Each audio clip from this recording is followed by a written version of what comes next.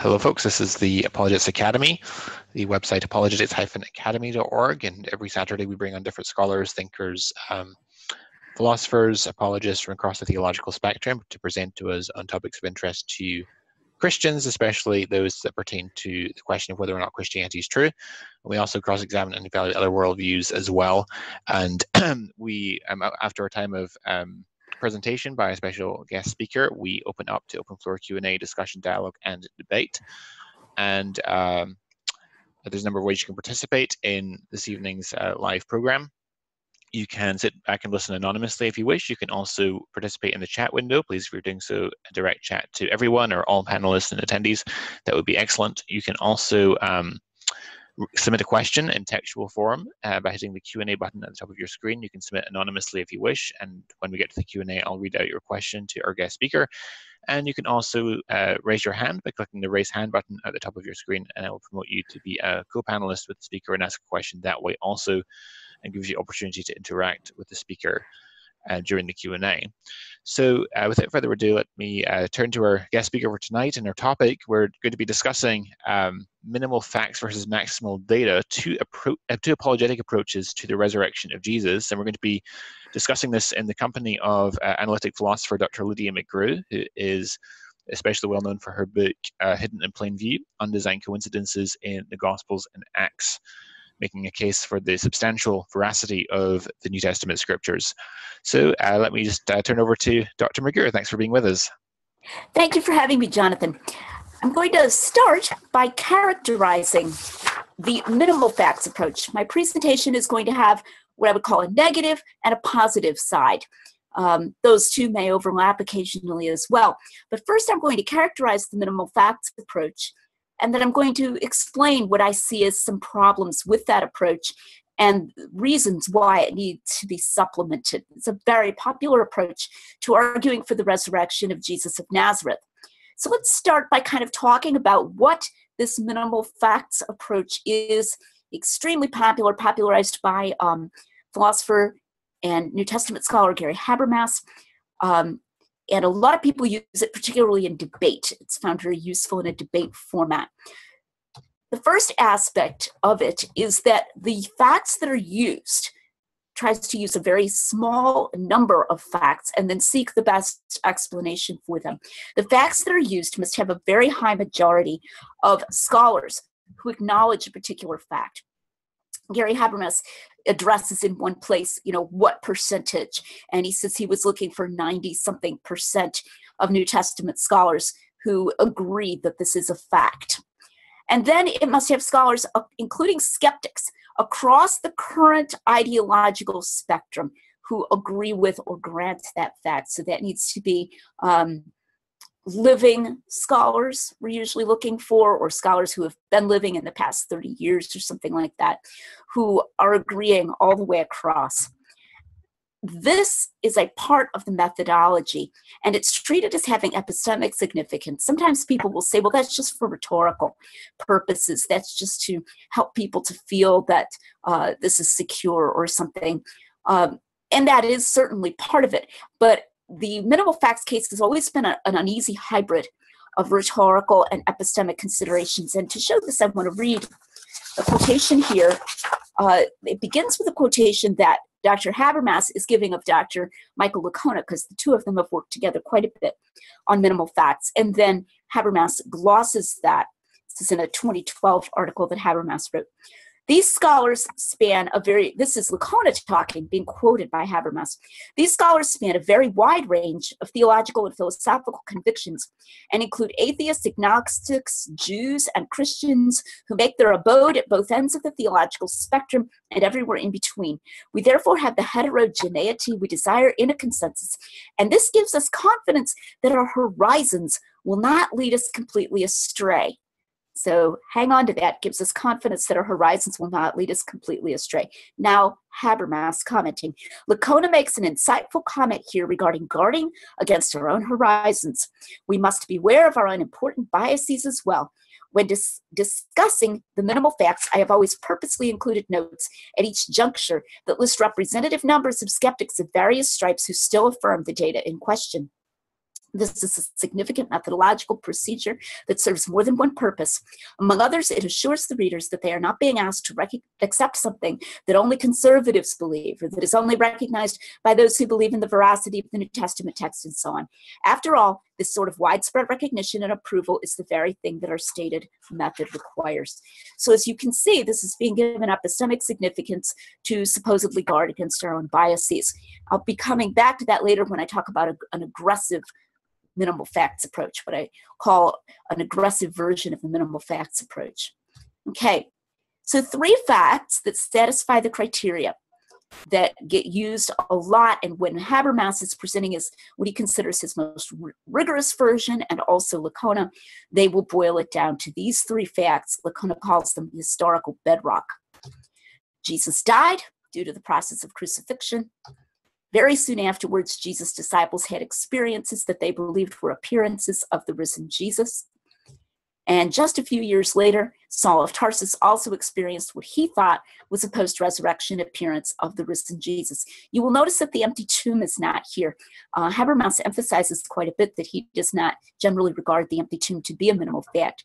Dr. William Lane Craig will sometimes use the empty tomb as a minimal fact, but Habermas and Licona emphasized they were only able to get about 75% scholarly agreement, and only able to get, I mean, it was just surveying. It was like a meta-analysis of the literature that Habermas did, and that was only of those who addressed it. Not everybody addresses it explicitly. So Habermas kind of makes a big deal about the fact that he just didn't think the minimal fact, or that the empty tomb quite measured up. They use that as what they call a second-order fact, which is, it's like second-class citizen, semi-minimal fact. But these are the 3 that meet those criteria very robustly. Okay. So, a central problem with the minimal facts case that I find is the appearances. And I call this the Achilles heel of the minimal facts case, because the question is, for that appearance fact, what were the appearances like? What are we really asserting when we assert that appearance fact? So here are some statements, and I just want you to notice how carefully worded these are, some statements of the appearance fact. Quoted from Michael Licona in his 2010 book on the resurrection. I have added emphasis. Historians may conclude that subsequent to Jesus' execution, a number of his followers had experiences in individual and group settings that convinced them Jesus had risen from the dead and had appeared to them in some manner. Appeared to them in some manner. All right, whatever that means. All right, here's from Habermas in 2012. Very soon afterwards, Jesus' disciples had experiences that they believed were appearances of the resurrected Jesus. Okay? They believed that they were, in some sense, appearances of the resurrected Jesus.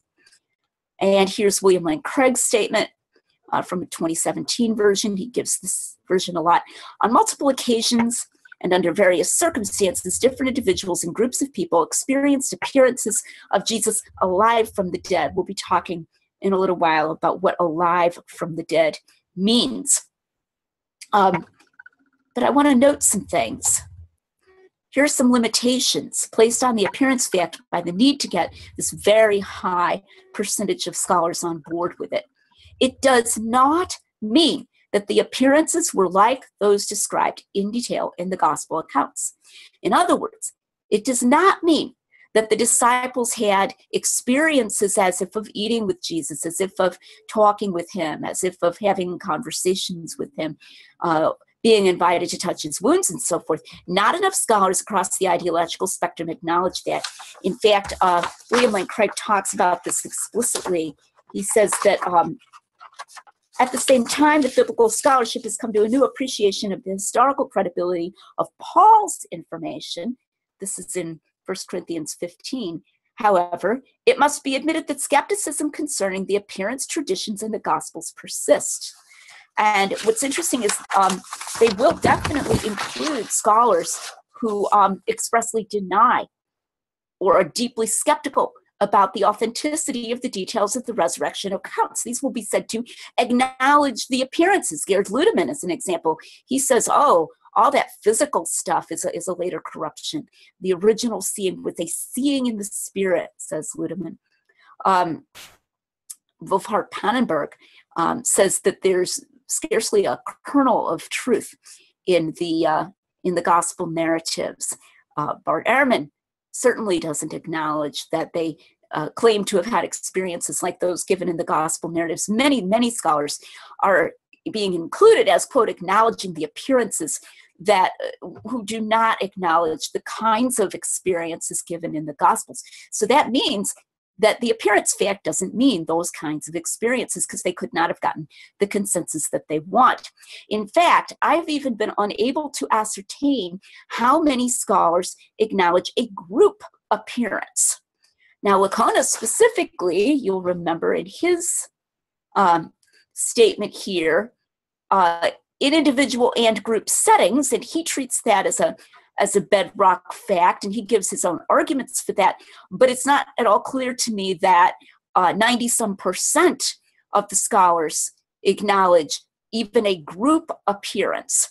I know that Ehrman denies it, Walter Sinnott Armstrong denies it, John Dominic Crossan denies it, that there was a group experience of an appearance where they seemed to see Jesus. But whatever, it's certainly not the kind of experiences that we find in the Gospels, not acknowledged by that wide number of scholars. Okay, it does not in and of itself mean that the disciples believed that Jesus was physically alive. Habermas and Licona expressly break out the idea that they believe that Jesus was physically alive, and they call that a second-order fact. So when William Lane Craig says they believe that Jesus had appeared to them alive from the dead, if we're going to limit ourselves to these things acknowledged by this really large majority of scholars, not necessarily physically alive, and not even necessarily that they believe that he was physically alive, although that can be argued for as a so-called second-order fact, but it doesn't have as high a scholarly consensus. Okay, so here are some scenarios that are consistent with the appearance fact. I'm just going to allow a group appearance. I'm not even sure we've got the 90-some% acknowledging a group appearance, but let's just throw that in there. All right, so here's a scenario. A floating, non-speaking Jesus. Suppose the disciples were all gathered for a meal in the upper room, and they suddenly saw this appearance, this scene coming before their eyes, as if of Jesus whose feet don't even touch the ground. And he never says a word, and he kind of hangs there for 5 minutes. And then he disappears and is never seen again. That would be consistent with affirming that the disciples had experiences as if of Jesus who was in some sense or in some manner risen. Well, you're going to say, I want to use that second order fact. I want to use that they thought he was physically alive. Okay, let's try this one. We have a Jesus, suppose we had a Jesus who appeared only once, or who seemed to appear only once briefly, and only said, peace be upon you. Okay, so we've got maybe a visual experience. It lasts for approximately 90 seconds, and Jesus says, peace be with you, or something like that. And then he disappears again, and he's never seen again. Maybe they would have concluded that he was physically risen from that, but maybe that wouldn't have been enough. These scenarios already assume at least one group experience and at least a visual component, but they are still weak. And in the first case, the floating non-speaking Jesus, I would say even disconfirm a bodily resurrection. If he doesn't even seem to touch the ground, that's better explained in some kind of paranormal way or something like that. And when we water down the appearance experiences, we do have to start talking about the paranormal. Dale Allison has definitely brought the paranormal to prominence. He's done a lot of work cataloging, I would say rather naively cataloging, rather credulously cataloging, but still cataloging claims that are made of appearances of people's dead relatives and so on that supposedly appeared to them, what most of us would call ghost stories, though Allison doesn't like that phrase, ghost stories. But still, if all you had were these kinds of scenarios, you might conclude that something odd had happened, but it might not be a physical resurrection. You might conclude the world is just a stranger place than we thought it was, but not that Jesus was physically resurrected from the dead. This is a very important point. If we are not able to say in detail what the experiences were like, it's very difficult to evaluate the rationality of the disciples' belief. Even if we include the second order fact that they believe that Jesus was raised bodily, people believe a lot of things in an irrational fashion. Suppose that you had a friend who said to you, I believe that my father was raised from the dead, physically raised from the dead.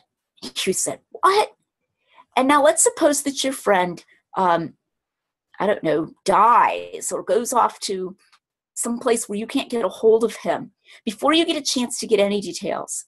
And you never get any details about why he thinks his father was physically raised from the dead. Maybe he says, my father appeared to me, and that's all he says. But you never get a chance to talk to him to say, well, did you get to have a conversation with your father? How many times did he appear to you? Could you touch him? How long was this experience? No details. You can't get any details whatsoever. Would you yourself be justified in thinking that your friend was rational in thinking that his father had risen from the dead? I would say no. People who are grieving are sometimes not rational. I think at the most, if you had a certain amount of trust in your friend, you might think that's really weird. You might think, or I wonder what that was all about. But if you couldn't get any further details, even asserting that your friend believed that his father was physically raised from the dead would not justify you in concluding that his father was raised from the dead. Now, there are different ways that someone could make the minimal facts case. When I bring up this point about the appearances, I often find that people are they don't want to let go of it.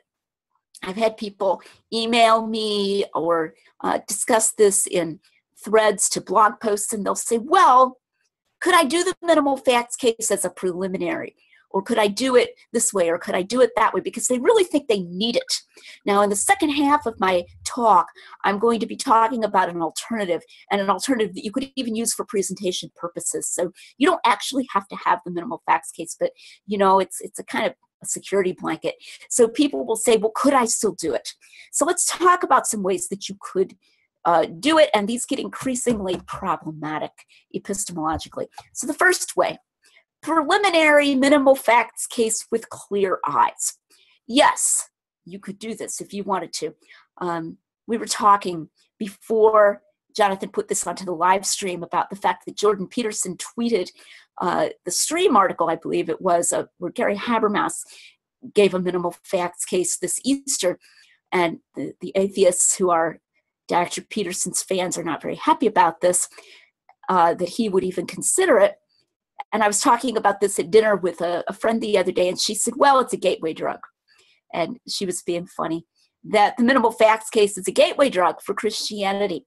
And for someone like Peterson, who probably likes to hear that phrase, large majority of scholars are agreed, and probably a lot of non-Christians are as well. They like that sense that they're kind of, it's a rhetorical thing. They're hanging on to something that's not weird, something that's mainstream. I do wonder, though, to what extent the value of it, even as a gateway drug, arises from a misunderstanding concerning the nature of the appearances that are agreed upon by a large majority of scholars. In that same stream article, after stating it in the cautious way, then a number of paragraphs down, Dr. Habermas got a little carried away, and he said, we're going to boil our case down. Jesus was crucified, and then a few days later, he was seen conversing with his friends and having conversations with his friends, just as you or I might do.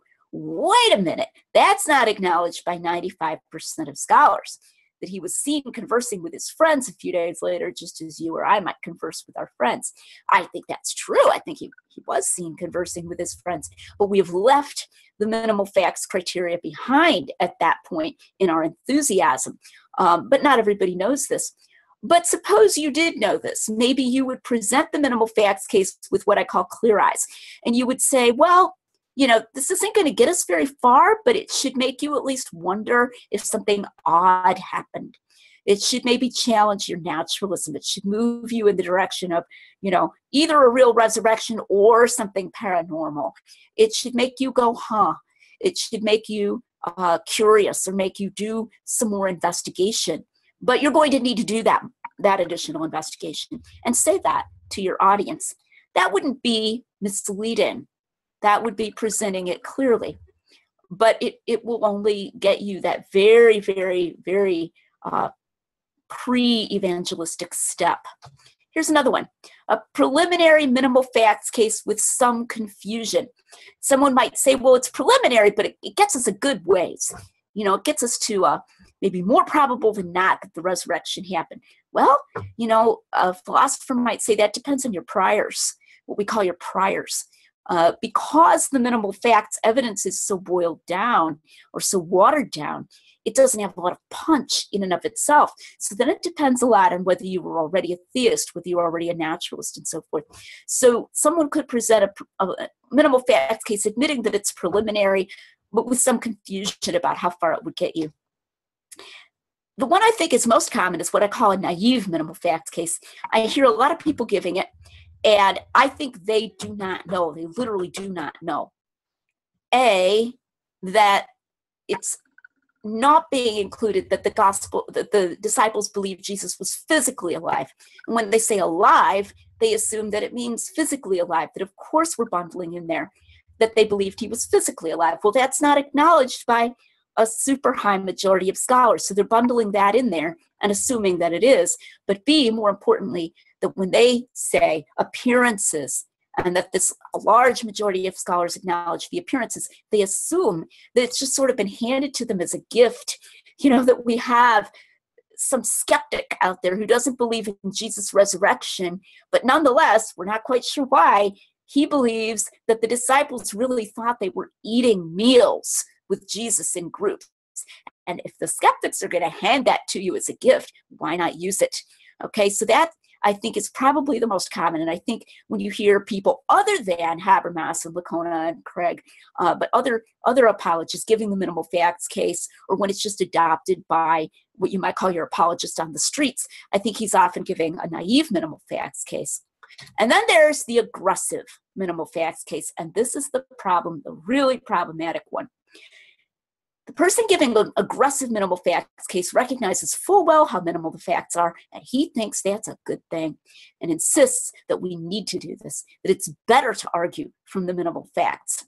And sometimes even will go so far as to imply that if we try to make a stronger case, that's not going to be objectively supportable. I'm not going to reread it, but you can think back to the quote I read at the beginning from Gary Habermas about this assures the reader, or you might say the listener, that he's not being asked to accept something that only conservatives accept, and it helps to guard against your own horizons and so forth. But somehow if we did more, it would be biased somehow, or a problem somehow. I have a couple of other quotes I want to give for the aggressive minimal facts case. Here's one from Dr. Lacona's 2010 book on the resurrection, beginning with, I want to make that go down. There we go. Beginning with page 371. What may we conclude about the appearances to the disciples, he asks.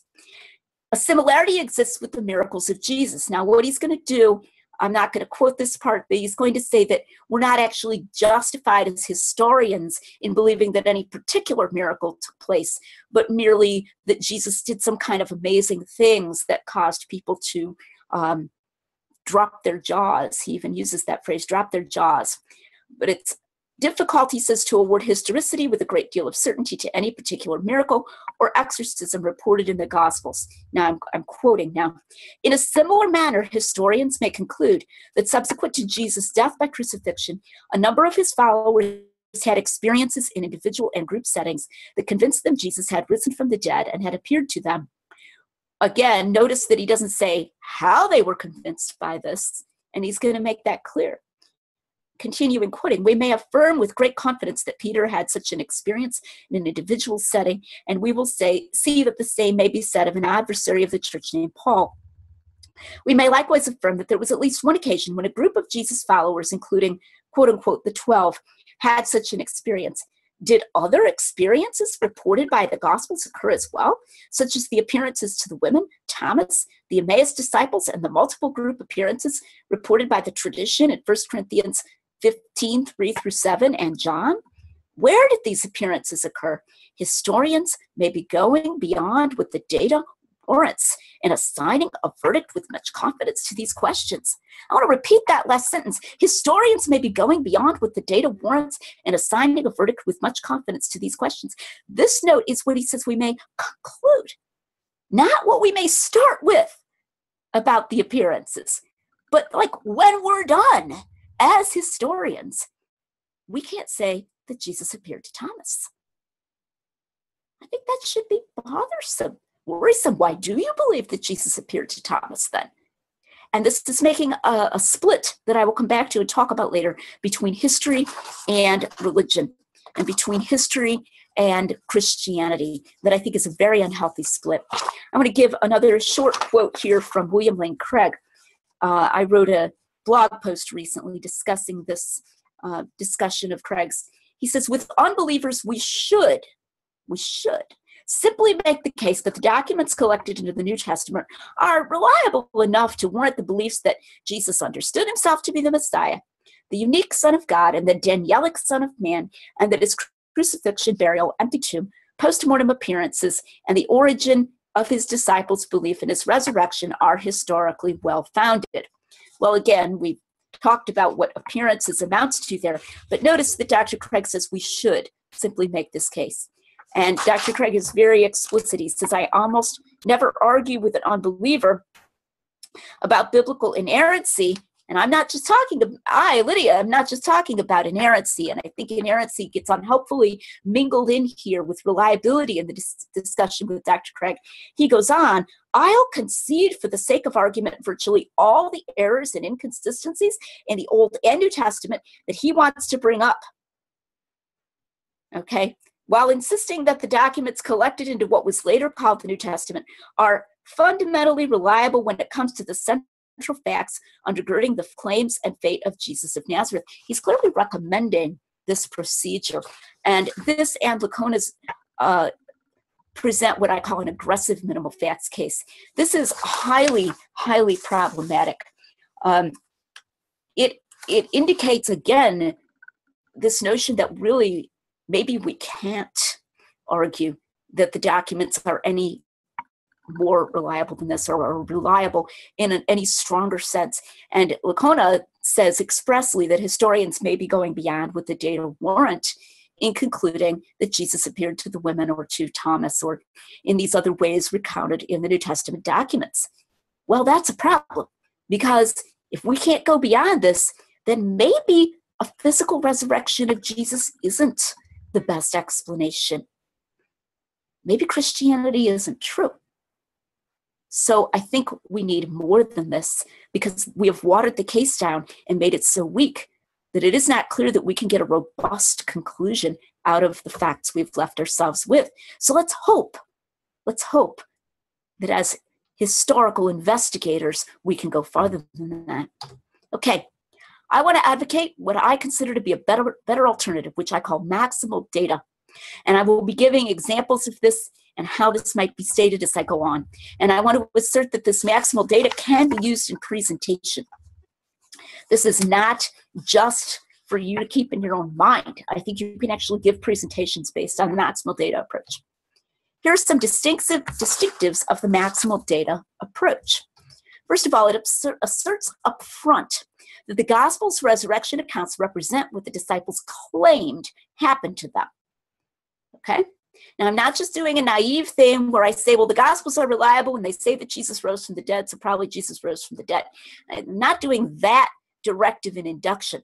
But I am saying that if the documents come from eyewitnesses and friends of eyewitnesses, just very few removes, and they're reliable documents, they have this provenance, and they're careful. It's not a game of telephone like Bart Ehrman talks about.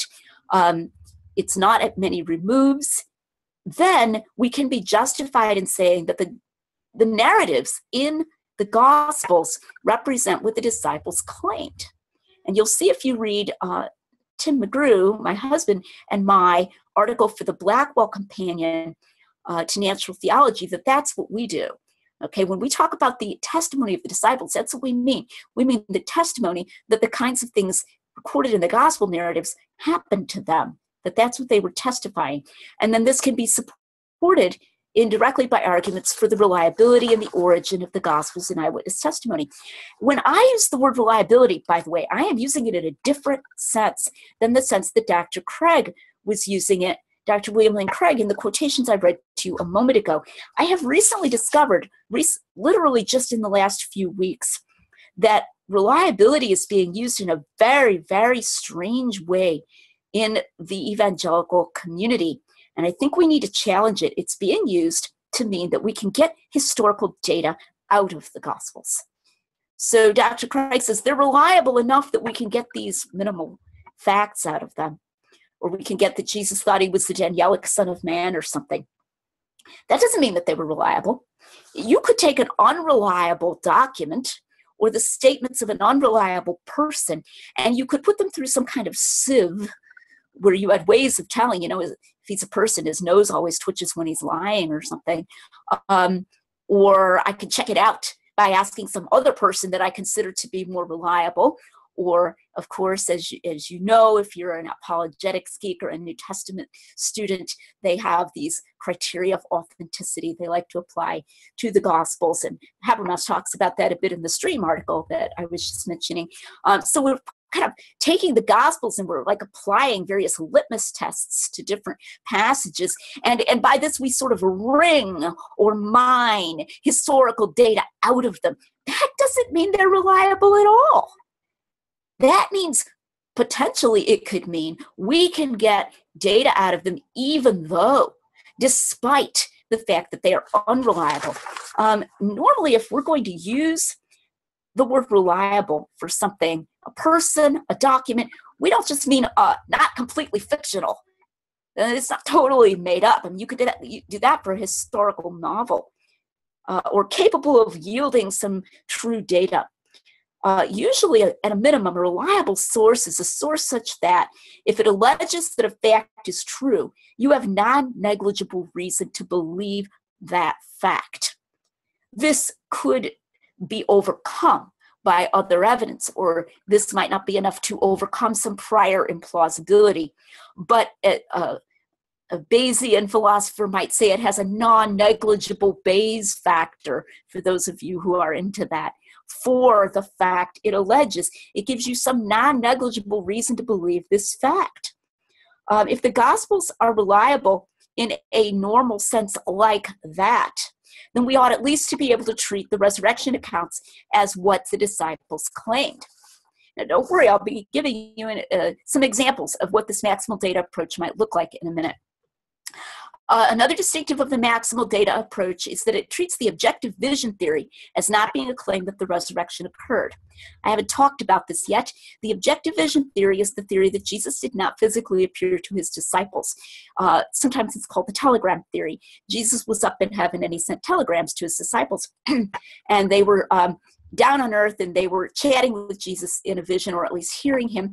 An objective vision does occur in the Bible, and that's Stephen.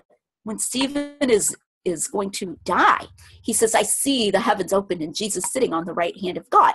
And if, certainly the author of the Gospel of Acts thinks that Stephen really did see the heavens open and so forth, and Jesus sitting there. But Jesus was not walking around on earth at that time. That would be an objective vision. The objective vision theory of the resurrection holds that all of the appearances were like that. But it's worth noting that those who advocate it will typically dismiss the gospel narratives. They will typically not take the gospel narratives to be veridical. That actually fits together very well. Because if you had an objective vision where Jesus is like, pass the salt, okay? Hey, can I have some fish? Gee, yeah, nice, yummy fish. Then we're practically turning God into a deceiver because he's sending an objective vision to the disciples. It's making it look like it's not a vision, making it look like Jesus is really walking around. That's not what objective vision theorists typically believe. They typically believe in far more minimal appearances anyway. And what you have is that someone like Dr. William Lane Craig or Dr. Lacona will say that that is a version of the resurrection. In fact, a little known fact about Dr. Lacona's very large book on the resurrection is that RH, here I'm going to try to do it backwards, RH, so it comes out right in the video, RH, the resurrection hypothesis, he defends in that large book is a disjunction that either the bodily resurrection occurred or the disciples had objective visions of Jesus. Wolfhart Pannenberg holds an interesting sort of hybrid view that the tomb was empty and God sort of transported Jesus' body away somewhere, presumably out of our space-time continuum, which means that he kind of sort of believes in a bodily resurrection, but then all the appearances were non-bodily. Okay, well, in the maximal data approach, we're not going to do that. When we talk about the resurrection, we're going to mean the bodily resurrection right up front. We're not going to call the objective vision theory the resurrection. And then this fits because we are asserting right away that the gospel narratives are what the disciples actually attested. So then that allows us to defend something stronger and not to call the objective vision theory the resurrection. Also, it asserts up front that the early chapters of Acts accurately represent what the disciples were testifying, how soon, and under what dangerous conditions. Interestingly, this part doesn't go much beyond the second order facts, because the idea that they were testifying quite soon and that they were risking their lives are actually what Habermas would call second level facts that are, affirmed by a lot of scholars, but not a large majority. And he in fact uses that in his stream article. So that's interesting. But we're going to use the reliability of Acts to defend, for example, the physical resurrection assertions made by Peter in his speech at Pentecost, that they were attesting to the physical resurrection very soon. And then what was the danger to them? The stoning of Stephen, the execution of James, the son of Zebedee, they're being dragged before the Sanhedrin and told not to preach and so forth. They were really sticking their necks out. So that's also, I'm going to assert that right up front in my maximal data approach. I'm not going to treat it as a second order fact. Okay, so I want to clear away some misconceptions about the maximal data approach. Misconception 1, this is the first thing you're probably all thinking. It's the first thing people will say. A maximal data approach would take too long to present and is therefore inappropriate for a debate format or for efficient dialogue. People will say, well, people have short attention spans. We need something we can give quickly. Response to the first misconception. Given the above discussion, you're going to have to go further than minimal facts anyway to get a robust case for the resurrection. If we want something that is strong evidence for the resurrection that could overcome, for example, a low prior probability, you're going to need to go farther anyway. In that sense, taking a maximal data approach is efficient because it gets us right away to where we need to be. And then we can see what our interlocutor, our debate opponent, or the person we're witnessing to or discussing with will or will not grant. Where is the sticking point going to come for him? I've already mentioned Dale Allison. I've just been reading an exchange between Dale Allison and several evangelical scholars in the pages of Philosophy of Christi. William Lane Craig, C. Stephen Evans, Gary Habermas, and Mike Lacona, I believe, are the four. And it's very interesting because the other guys have to go beyond minimal facts immediately. And I already mentioned Allison. Allison is, in a sense, he's the guy that by his very nature is showing why we need more than minimal facts, because he's bringing up the paranormal. Okay, and how are you going to argue against that? Well, Jesus argued against the paranormal. In Luke 24, do you have any food? Touch me and see that I have flesh and bones, and I'm not as a spirit. Interestingly, Dale Allison dismisses that as a later apologetic addition. Convenient. Okay, so you see them going to this, saying, Dr. Habermas in this exchange says, well, they were able to touch him. And Allison in his response says, whoa, wait a minute. How do you know that? You're taking the gospel narratives at face value. How can you defend that? Well, I'd like to think if the discussion had gone back and forth, Habermas would have defended it. It's just there's only a certain number of back and forths in that exchange. But you're going to have to do that anyway. That's the point I'm making. So the maximal data approach just moves us right to that point.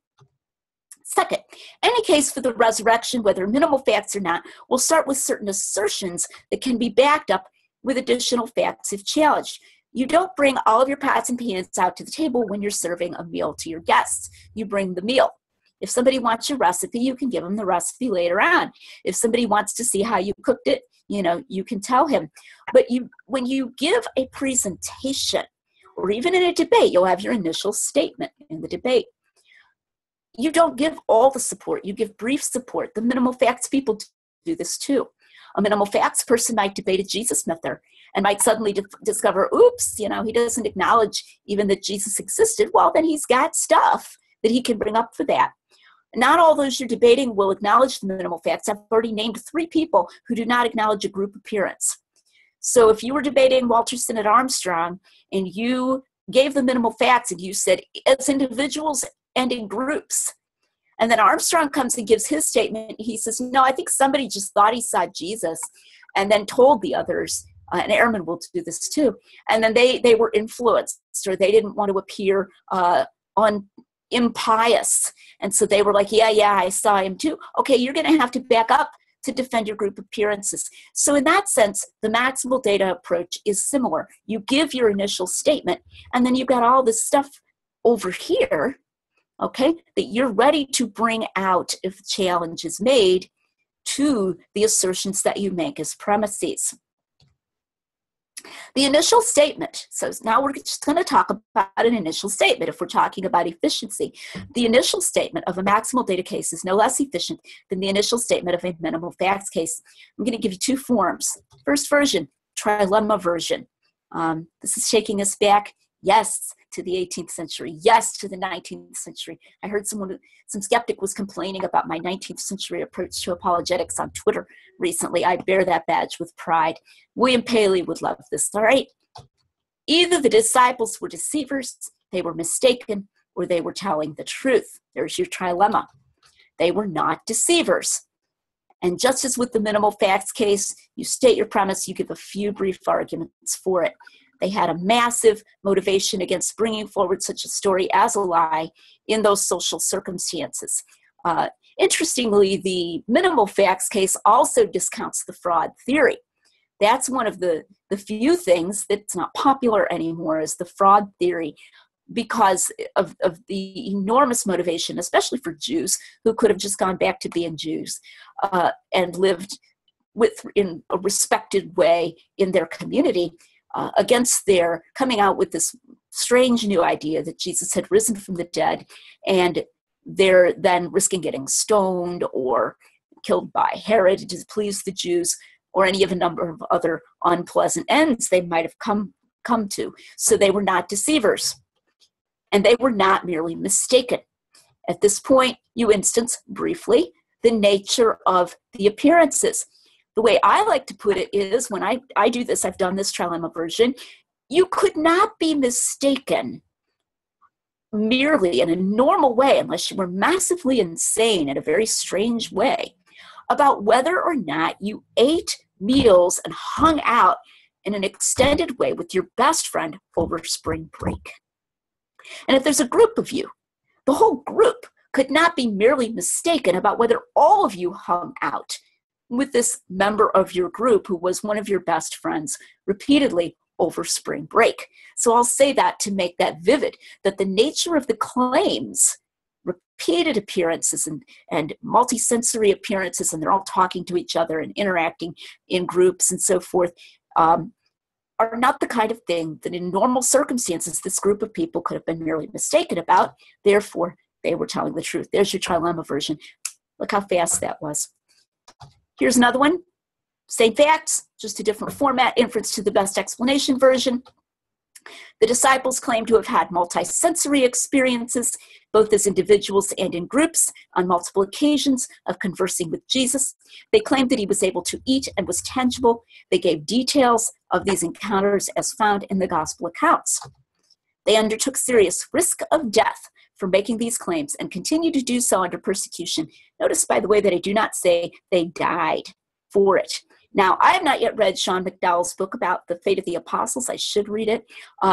But my understanding is there are a relatively small number of apostles for whom we have solid evidence that they did die. We do have solid evidence for those. But if we're talking about, Matthias, what happened to Matthias, or what happened to James, the son of Alphaeus, I'm not going to say that I know that he definitely died. So I say undertook serious risk of death. This, of course, being based on non-miraculous evidence in the Gospel of Acts. I just want to point out that testifying and taking risks is not in itself a miracle, except in the sense of human nature. It's very surprising, but it's not intrinsically miraculous. The best explanation of these facts is that they were telling the truth. Jesus really had physically risen from the dead, because it's very difficult to find any other explanation that will account for these facts. All right, so those are some brief initial presentations. You could easily put one of these into the appropriate length, for example, for an initial presentation in a debate format. Okay, misconception 2. If you were giving a maximal facts argument, you would have to answer all objections, such as alleged discrepancies, on the spot. Okay, well, that's just not true. Responses to the second objection. The skeptic does not get to dictate when and how you answer an alleged difficulty. We are not faced in presentation with a false dichotomy. Either, as Dr. Bill Craig said, we just concede it all to the skeptic. I'm just going to concede all the discrepancies, or I have to go and stop and answer them all this instant, this minute. That's not true. You are the one presenting a positive case. You can say, I'm just going to present this positive case. We can come back to that later. I do this in my book, Hidden in Plain View, on Undesigned Coincidences. I just say, I'm not going to discuss alleged discrepancies right here. I'm going to present the positive evidence from Undesigned Coincidences. I have a whole book like that. But nobody would ever guess or think or be confused for a moment to think that I'm conceding the discrepancies. On the contrary, I'm presenting evidence that should make us more open to harmonizing, if this is the nature of the texts. Not answering a particular objection at a particular rhetorical moment is not the same as conceding a point, even for the sake of the argument. You don't even have to say, conceding for the sake of the argument that there are all these discrepancies. Don't say that. You can just say, I'm going to bracket that. We can come back to that another time. Maybe we can get to that in Q&A. Maybe you can press some of these in the part where you get to ask me questions, because a lot of debates have that. But you don't say, well, for the sake of the argument, let's suppose that there are all these discrepancies. You don't have to do that. Okay. Misconception 3. A maximal data case is epistemically dubious because it presents a skeptic with some premises that are accepted only by conservative scholars. That does not make it epistemically dubious. Since, as already argued, you will need a more robust evidence base, you're going to have to face at some point the need to use propositions that are not widely granted by skeptical and liberal biblical scholars. And as I've said, in that discussion, that symposium on Dale Allison's book, they had to do that. They had to start working with that. So it better not be epistemically dubious, because we're going to need to do it. So hopefully, and I would say definitely, it is not epistemically dubious. The happenstance of scholarly politics does not constrain the force of objective evidence. This is so important. I can't emphasize this too strongly. The fact that something is not granted by skeptical and liberal scholars does not mean that it is weakly supported by non-question begging evidence. This is so important. Hark back to that quotation I read from Dr. Lacona. Historians may be going beyond what the data warrants and assigning a verdict with much confidence to these questions. Wrong. It's not like you put your historian cap on and now there's very little that you can even conclude. That is not true. And it also doesn't mean that such a proposition is based only upon a theological presupposition, such as a supposition of inerrancy or a supposition of a high view of Scripture or something. We can conclude these things. For example, that these resurrection accounts came from eyewitnesses or putative eyewitnesses originally by using historical investigation. We don't just conclude that by a circular reasoning, you know, I'm a Christian, so I believe this, or this is the Bible or something. No, we can support this in ways that are historically strong and objective. It's just an unfortunate accident that the field of New Testament scholarship is so bent in one direction that, yeah, as it turns out, only those who are deemed conservative believe these things. That doesn't tell you how strongly they're actually supported. Okay, now I'm going to click through the next part, and this is going to be approximately the last part of my talk, of additional resources for maximal data. My goal in most of these is just to mention the existence of this evidence, not to get into it in detail. I'll get into a few details on some types of evidence that you might not be familiar with that my husband Tim and I have maybe not done in as great detail. You can't just necessarily go out and find a video about it somewhere. So I'll give a few more details of those. But for most of these, I'm just going to mention them, and you can go out and find them. Now, the point is not that you bring all of these out as part of the initial presentation. Again, you can leave your pots and pans and your ingredients in the kitchen, but you have them available to answer objections as they arise. These resources help you to see and to show inductively the reliability of the Gospels, again, in the normal sense of reliability, not just so we can get some kind of data out of them, and hence the high probability that the accounts of the resurrection represent what the disciples claimed happened. I have seen New Testament scholars go so far as to imply that we have to test every pericope, that's a phrase for like a passage or an incident, in the Gospels separately. That agnosticism is the default position, and that then we have to use the criteria of authenticity every time, and that you always bear the burden of proof if you either assert that something didn't happen historically or assert that it did happen historically. That's completely wrong historically. That's like saying induction? What's induction? Okay, no, that's not how we should evaluate documents. We should be more holistic, where we see, oh, you know, John gets it right here and here and here. But there's reason to think that Luke is accurate here and here and here. And then we get a sense of what the document is like and what the author is like. Because these are, the pericopes in a given gospel are not just, you know, scattered bits of papyrus you found somewhere. It's a document. You can get a sense of what that author was like. And you shouldn't pretend amnesia. You know, I'm just going to forget everything I've found out about how reliable this author is and come to each pericope anew as some kind of tabula rasa. That's a completely unreasonable means of approach. Now, I want to emphasize that what follows is meant to encourage you. It's not meant to overwhelm you. It's meant to empower you. I am not saying you have to have all of this at your fingertips. I don't have all of this at my fingertips. If I were preparing for a debate, I'd have to prep. Everybody who prepares for debate has to prep. Okay? I'm trying to show you that the information is available. We don't all have to be Tim McGrew, because Tim McGrew is Tim McGrew. And he has made this evidence available. So you can just start anywhere that interests you. I would encourage you to get familiar with the categories and the range of categories. That in itself is strengthening because of the variety of the kinds of evidence that we have. And then get a couple of favorite examples, ones that strike you within various categories, and then you can gradually add to your knowledge. Any Christian can do this. Okay, so just to mention, Undesigned Coincidences, I have a book. It is only $2.99 for the Kindle version right now. It's only $2.99. Go to Amazon, buy it on Kindle while supplies last. Well, I guess with Kindle the supply will always last. But anyway, it's on a special sale because I won the academic division of the Baker Book House March Madness. I defeated a postmodernist. This is a source of great satisfaction.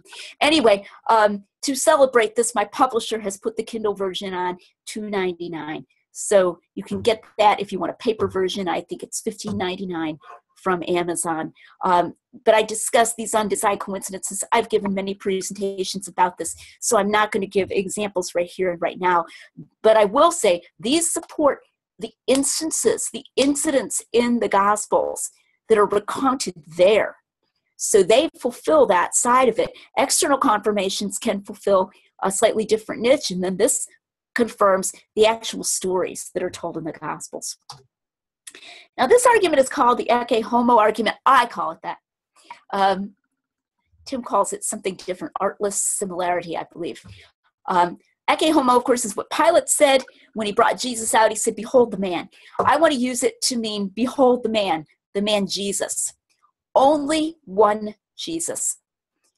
Those of us who are into apologetics in the New Testament must stop using phrases like the Johannine Jesus, the Synoptic Jesus, Luke's Jesus. Don't do that. It's confusing. It gives the impression that there are 4 different Jesuses and that these might be in conflict with one another. Actually, we find only one Jesus.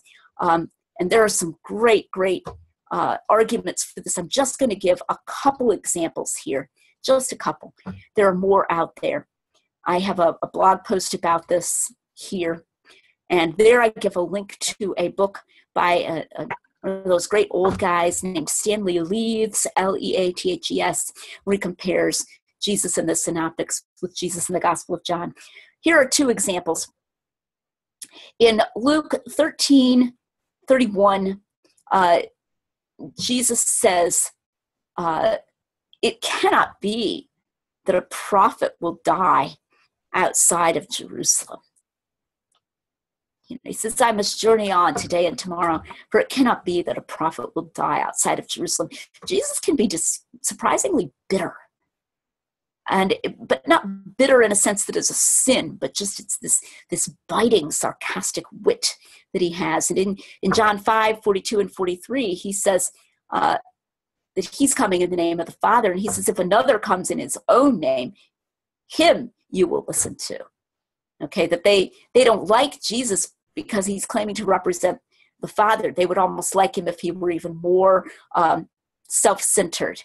So Jesus can be very sarcastic. Here's another example.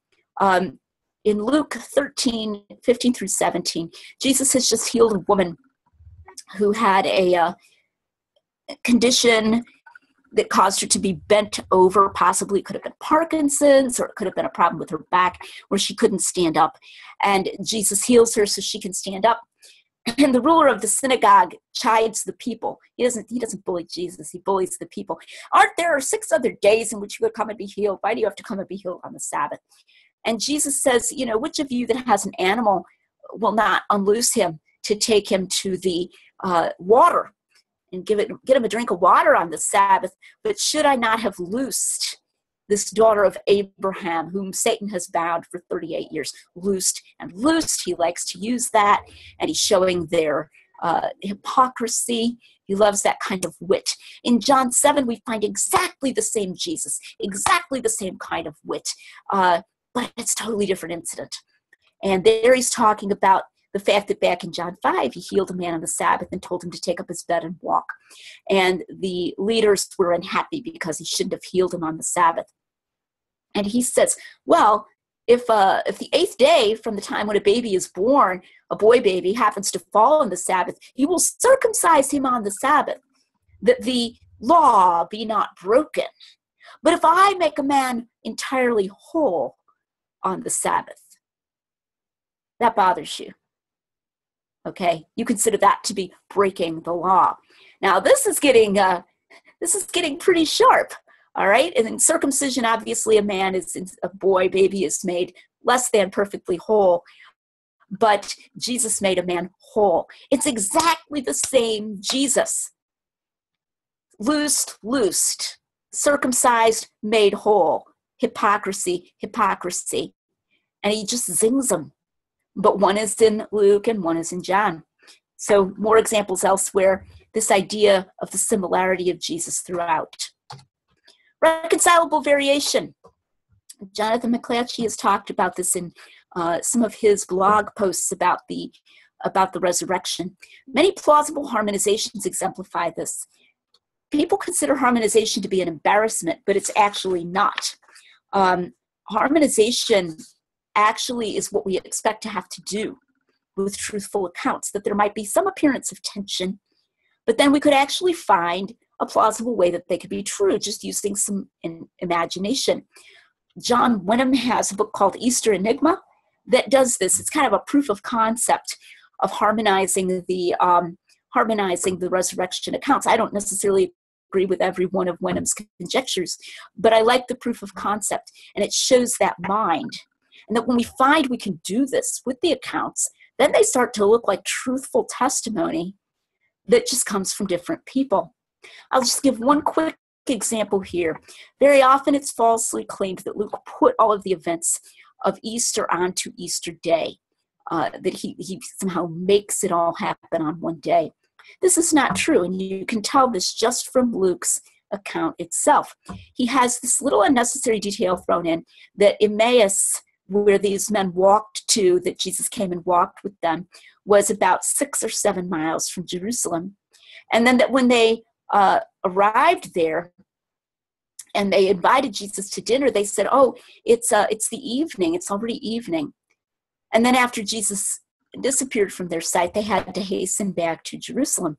Now, if you follow all of this, there's just not time to fit it all in before sundown, before sunset. And then if they were going out on that same day and watching him received up into the clouds, it's getting awfully dark.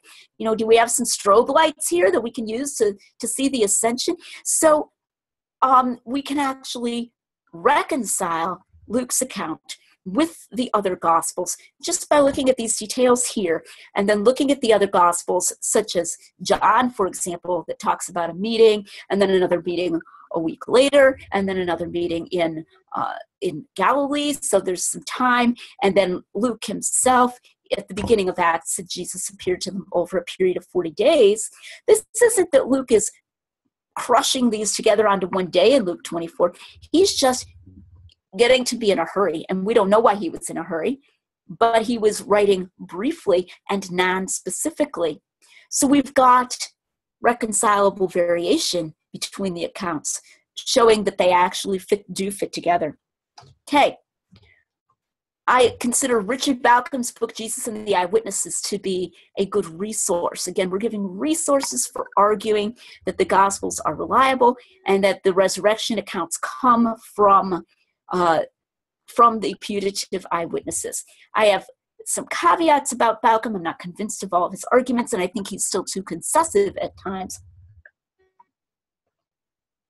I have given a detailed review of Baucham in 2 places. I made tiny URLs about these: Baucham Review, Roman numeral 1, and Baucham Review, Roman numeral 2, tiny URL.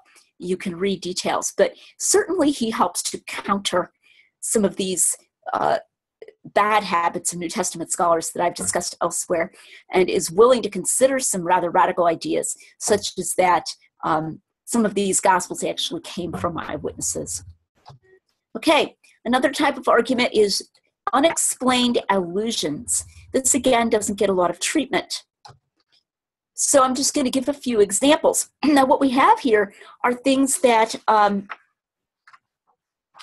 we never understand why they happened in the Gospels, okay? But that is a sign of authenticity. If you're writing a novel, even if you have some kind of foreshadowing, then you will come back around and you will explain that foreshadowing. You're just not going to leave it dangling out in the wind. But if you ever listen to someone tell a story, he'll mention things sometimes that just don't make any sense. And he doesn't stop to go back and explain himself. Interestingly, an unexplained allusion in one Gospel can become one half of an undesigned coincidence.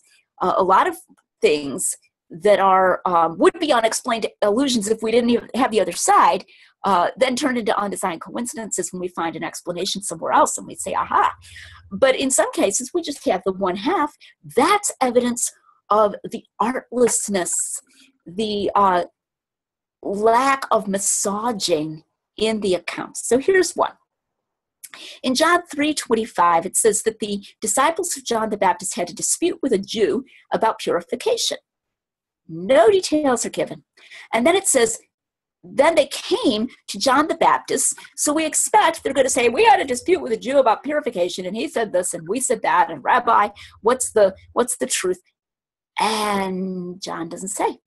John says they came to John the Baptist and they said, do you remember that man whom you said you testified to when you baptized him?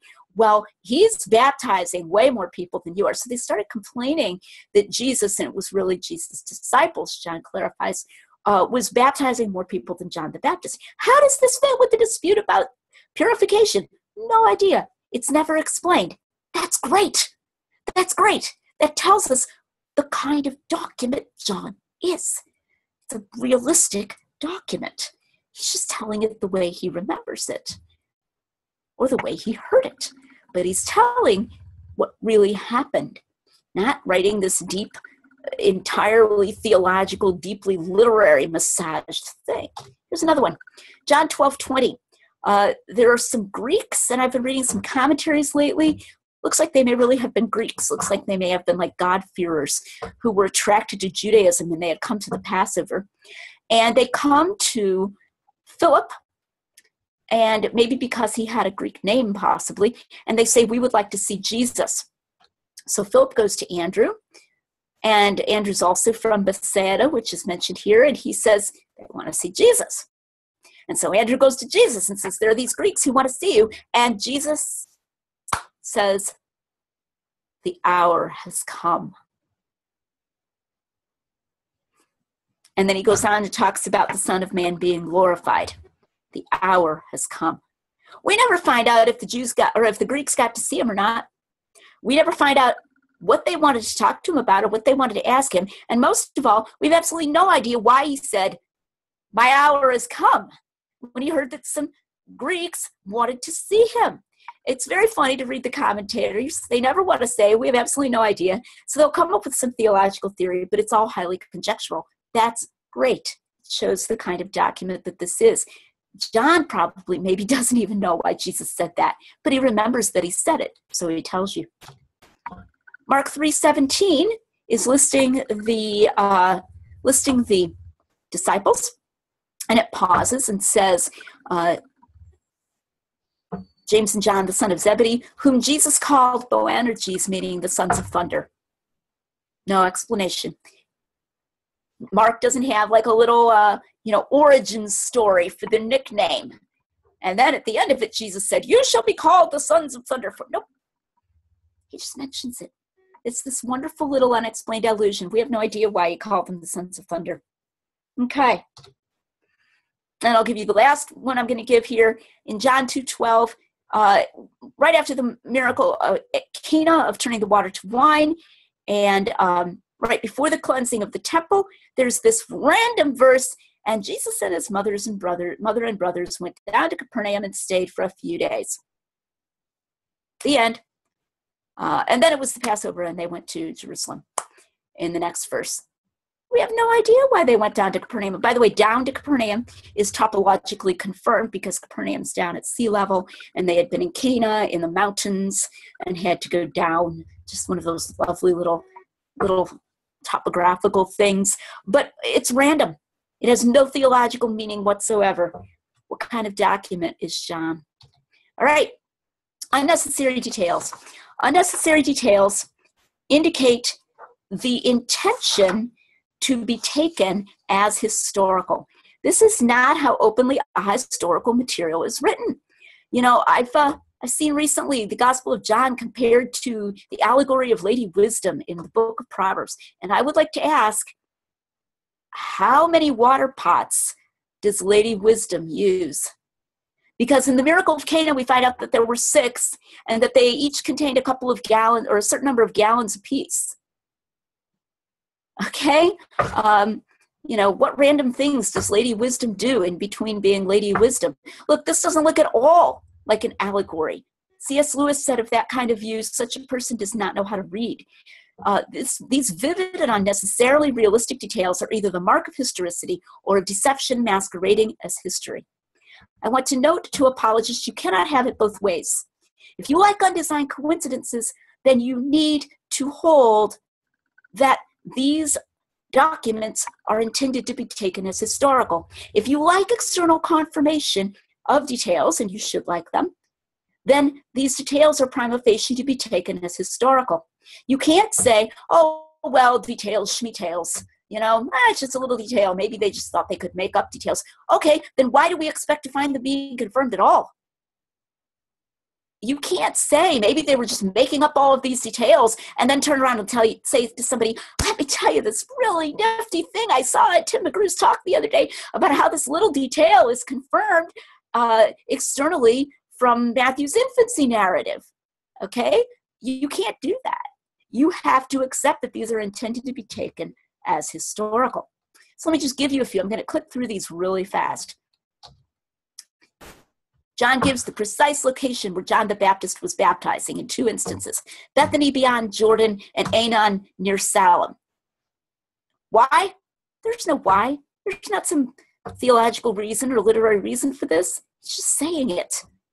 He's just saying it. What time of day did John the Baptist's disciples go with Jesus to his lodging after John the Baptist had testified to Jesus? About the 10th hour. Okay. How many water pots were there at the marriage at Cana? And how big were they? There were 6. They contained 20 or 30 gallons apiece. Random. Good. Good. Reality contains random facts, and people remember random facts. The number of years that work had been going on in the temple before Jesus' first cleansing, 46 years. This is externally confirmed. Tim talks about this in one of his talks. I don't have the URL right here, but they say it's been 46 years that we've been building this temple, and will you raise it up in 3 days? I think John remembered that they actually said that. Okay? Unnecessary details, intention to be taken as historical. More. When was Jesus sitting at the well at Sychar when he met the Samaritan woman? About noon, about the 6th hour. How many porticos were there at the pool of Bethesda? 5. In the early 20th century, a liberal critic named Alfred Loisy said that this was invented as an allegory of the 5 books of Moses. Then in the 1950s, awkward, they discovered the 5 porticos. There just were 5 porticos. He mentioned it because he noticed it. Mark mentions that in one of the incidents where Jesus calmed the sea, to begin with, he was asleep on a pillow. We're going to have the pillow. We're going to notice the pillow. They sat down on the green grass, that it was green. This is confirmed by an undesigned coincidence that it was the time of Passover from John. Jesus' precise actions in curing the deaf mute, where he touches his tongue, spits and touches his tongue and all of this, going through this little ritual, okay? Unnecessary to just say that he healed him, but somebody remembered those vivid, precise details. In the feeding of the 4,000, it mentions there were 7 baskets. In the feeding of the 5,000, it mentions that there were 12. And Mark uses a different word. It's a word for a smaller type of basket when there were 12, and a word for a bigger type of basket when there were 7. This is one reason why the whole idea that this is just a made-up doublet, as they call it, is not supportable. Mark clearly intends to be relating to completely different incidents. And he's got these little details. Okay. And many more. All right. I just want to mention there are many external confirmations. I made a tiny URL for this, tinyurl.com, McGrew External. This is one of his talks. Reliability of acts. He gave a talk for Apologetics Academy here. Wonderful talk. And he also fisks Bart Ehrman on alleged contradictions in Acts. Tiny URL, McGrew Acts, capitalized Acts. All right. I want to back out to the big picture. All right. I wanted to say one more thing about external confirmations. These, again, are part of that holistic approach I was mentioning earlier. We should never just be saying, well, this book has a lot of details right about the topography and geography and the customs. But gee, we have no idea whether it's historical in genre. gee, we have no idea what the author's intent was, or maybe he didn't intend it to be historical. Or, gee, maybe this only means it's reliable in the sense that if we onerously apply these criteria of authenticity, we can, wring some historical data out of it. That is not a way to approach an historical document, a good way. The external confirmations confirm that they are early sources, that they knew Jerusalem in many cases before the fall of Jerusalem, that they knew Jewish customs, that these were people acquainted with pre-70 Judaism. And the harder they are, the better. As Tim puts it concerning Acts, Acts gets hard things right. Some of these are not like, oh, New York City exists. The skeptics will try to portray it that way. It's not like that at all. So sometimes it's useful to stop and ask people, how many things does Luke need to get right before we realize that he is a historically reliable writer? How many things does John need to get right before we admit that he's writing a historical document? Hit the skeptic with that question, and don't be afraid to hit the overly concessive evangelical scholar with that question too. So this is part of a holistic approach. All right, back out to the big picture. There is only one truth. And this takes us back to that quotation I gave from Dr. Lacona's 2010 book. As a historian, the historian may not be able to conclude this without going beyond the data. But there is not historical truth and religious truth. If you believe that Jesus appeared physically to Thomas after his resurrection, inviting him to touch his hands and his side, then you should believe this for good evidential reasons. And in that case, these reasons can be presented to others. You are not going beyond the data if you've got good reasons. If you've got data, you're not going beyond the data. So you should be able to give that data to other people. If there are not strong evidential reasons for believing such historical facts, and if the Gospels are not a strongly reliable record of Jesus' life and teaching, someone is probably not justified in becoming a Christian, in any meaningful sense of Christian, after being given only a minimal facts case for the resurrection. We should not expect to hand somebody the minimal facts case and then, they're just going to be zapped and suddenly they believe in the Trinity. If we've thrown the reliability of the Gospels essentially under the bus, I'm going to just concede for the sake of the argument that it contains all these discrepancies, well, then all you've got left is what Bart Ehrman will leave you with, for example, as far as Jesus' teaching. And you may not be able to defend robust Christian doctrine. So either there are or aren't good reasons for believing these things. In any event, you should have a unified mind, an integrated mind. So we should present an epistemically robust case from the outset, a case that can sustain a robust faith. I'm going to give a quotation here, a very good, important quotation from John Warwick Montgomery. In a world of increasing unbelief, nothing is to be gained by a posture of defensiveness in regard to the historical claims of Christianity.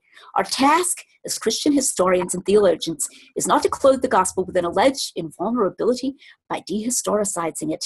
We are to render ourselves and our messages historically vulnerable, as did our Lord himself when he deigned to enter fully and unreservedly into the maelstrom of human history.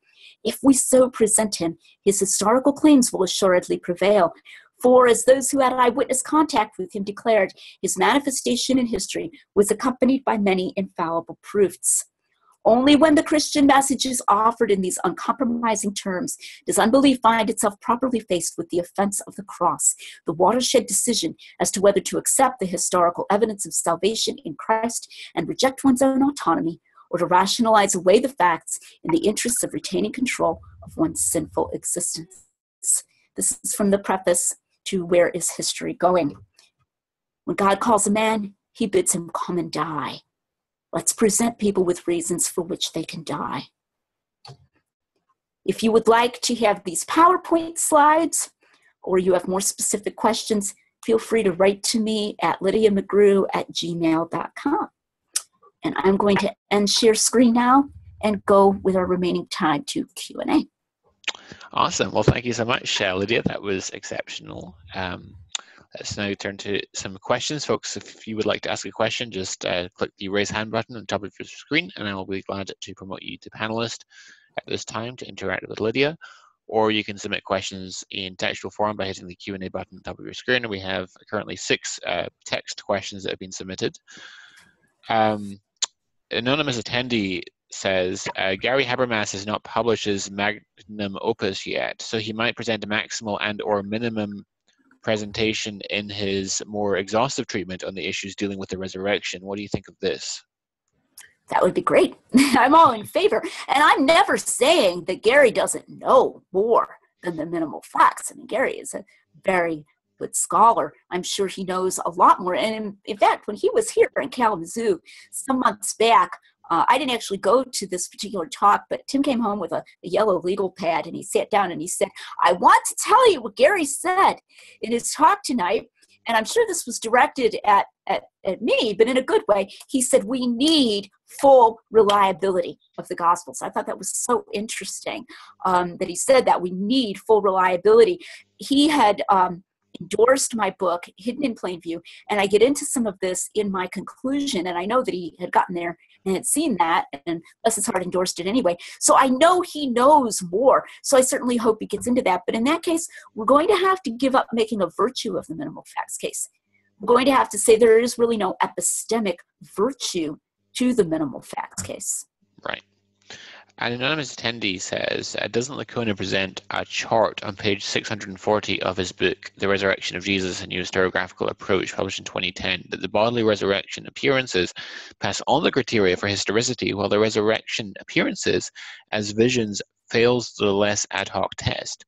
This is in his review of Dale Allison. He mildly chides Allison for being too modest.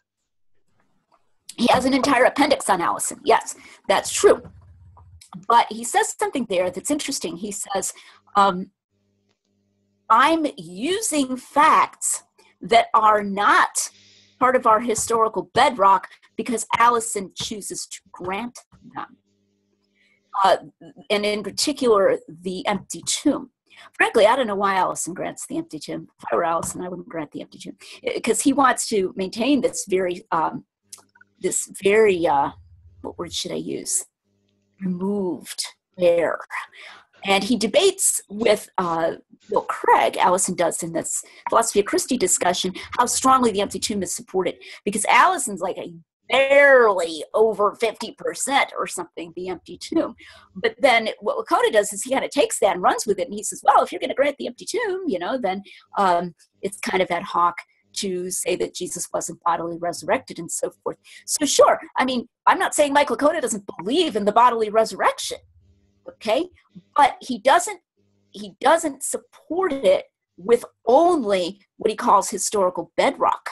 The so-called historical bedrock, and that's his phrase, and the minimal facts are not something that he uses to get to a bodily resurrection, which is why his RH throughout the book is a disjunction of bodily resurrection and objective vision.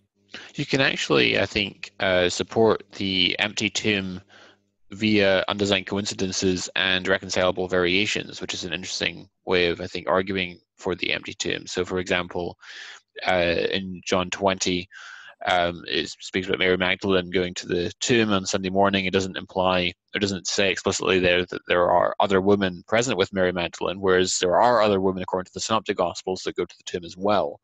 And then you've got the very interesting statement where Mary says to the disciples that they've taken away my Lord, and we do not know where they have laid him, right? And so it uses the inclusive plural pronoun we, which then dovetails then with the Synoptics and corroborating that indeed the women were at the tomb on the Sunday morning. Absolutely. And I think the empty tomb is, of course, defensible. And I will tend to defend it as part of defending the testimony of the women. So like in our Blackwell article, we use W for the testimony of the women. But you have to take those accounts pretty seriously. If you're just going to say, well, gee, for all we know, these accounts could be a tissue of later embellishments, then you're not going to make the kind of argument that you just made, Jonathan. You're not going to do that because you're not going to view them as really candidates for that. Right. And you also have yourself documented an undesigned coincidence relating to the woman in Luke 8 from Galilee, and how and showing the independence between Mark and Luke in relation to the woman being at the cross and indeed the empty tomb, which is also, I think, quite good evidence for the empty tomb on the Sunday morning. I would agree, because the angel says, remember what he said when he was in Galilee, that he would die and be resurrected. And it says, and they remembered his words. Balcom mentions this. But interestingly, in Mike Lacona's more recent book, Why Are There Differences in the Gospels, he expressly suggests that remember what he said to you while he was in Galilee in Luke is, a Lucan redaction, because Luke is not going to have an appearance in Galilee, because Luke is going to put all of the appearances in Jerusalem on one day. And so then, he said something about Galilee. So we're gonna make the Galilee reference, which in Mark, I believe, is he goes before you into Galilee, but this is redacted in Luke into remember what he said when he was in Galilee, which, I'm sorry, insinuates that it's not historical, that it didn't really happen. So this causes Lacona to overlook an undesigned coincidence, because he's treating it as an ahistorical redaction. Once we start taking them seriously as historical documents, we're able to notice these dovetailings much better. Absolutely. We have a hand raised from Ashish. Let me bring up Ashish.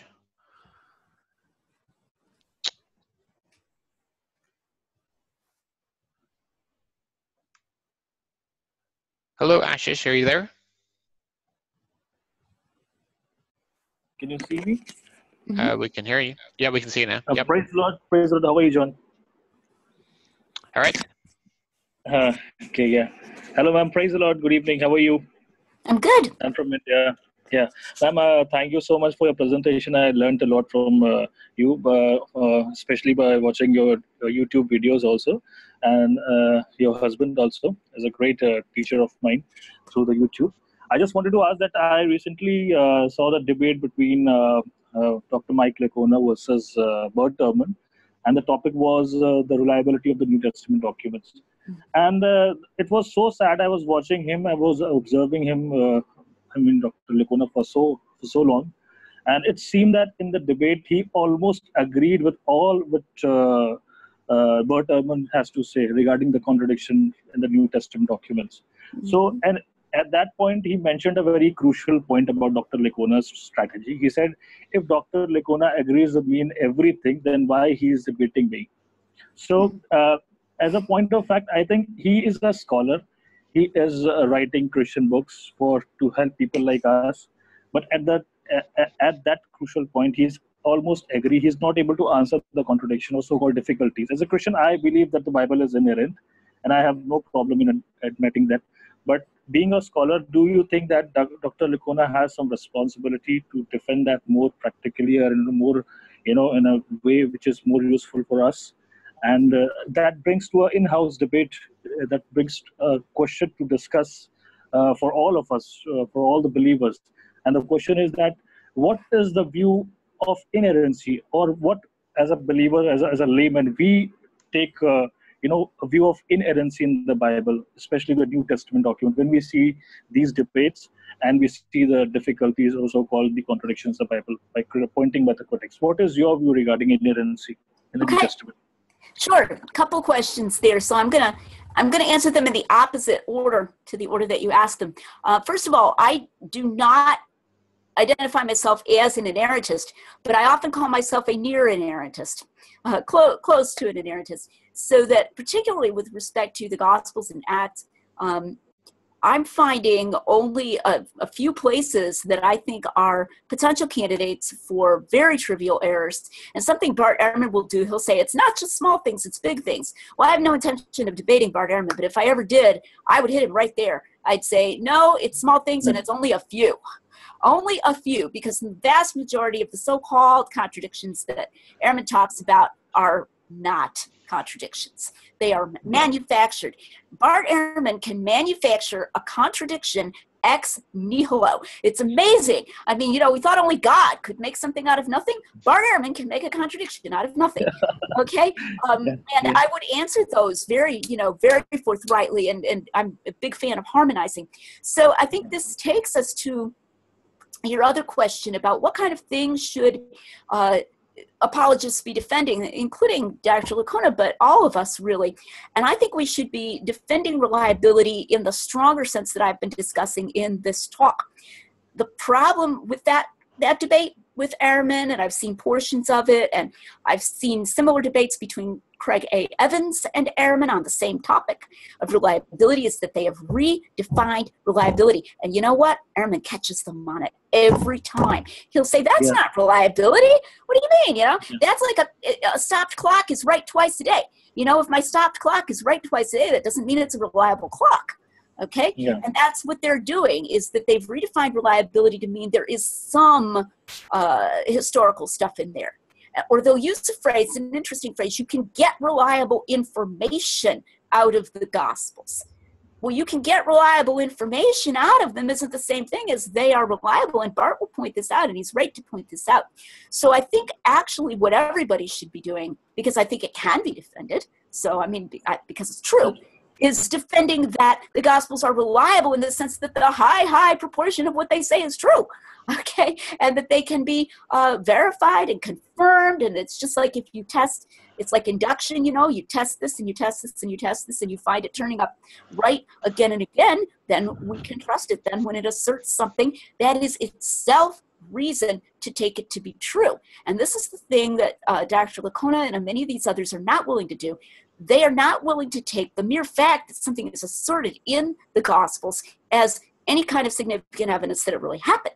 So they'll question things on the flimsiest grounds, you know, even when there's not a contradiction.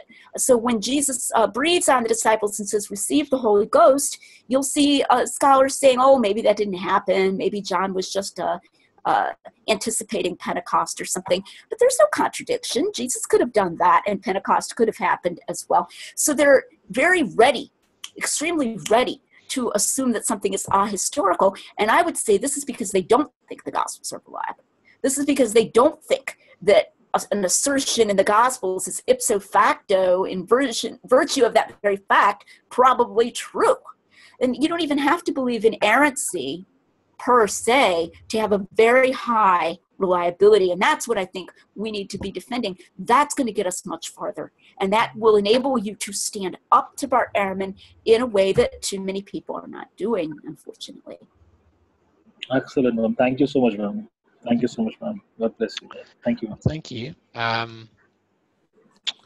One thing that really bugs me, Lydia, is when scholars point out that one of the gospel authors might contradict Josephus or some other author on this or that point, and then they'll assume that it's the gospel author that's made the mistake rather than Josephus.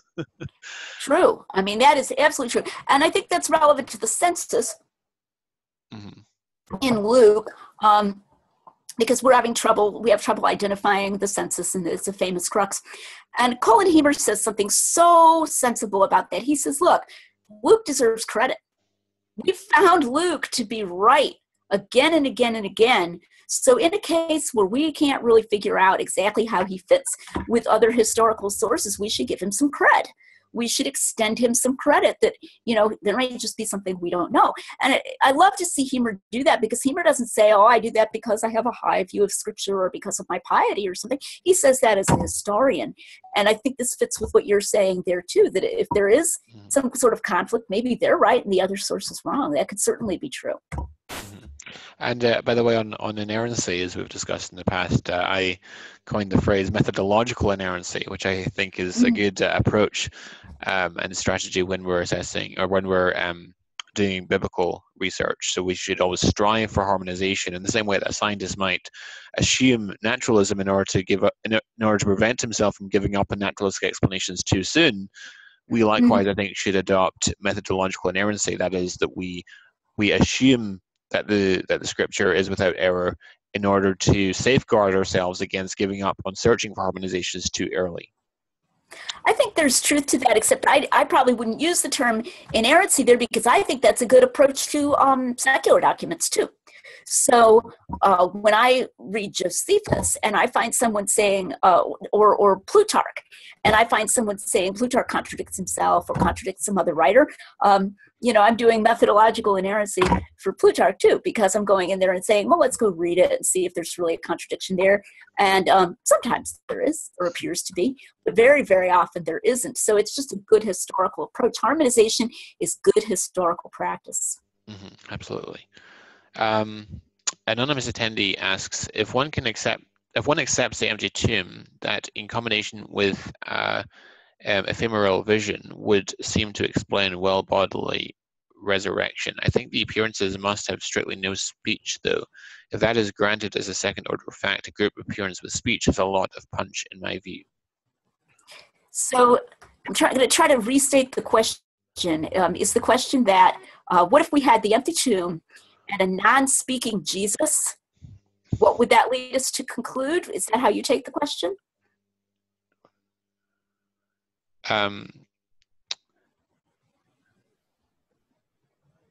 Or if we had the empty tomb and a speaking Jesus appearance, how far would that get us?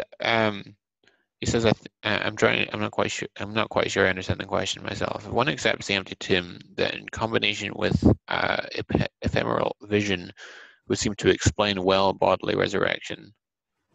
Now, the tomb and the vision isn't explaining the resurrection, it's the other way around. Well, or be explained, it means be explained well by the bodily resurrection.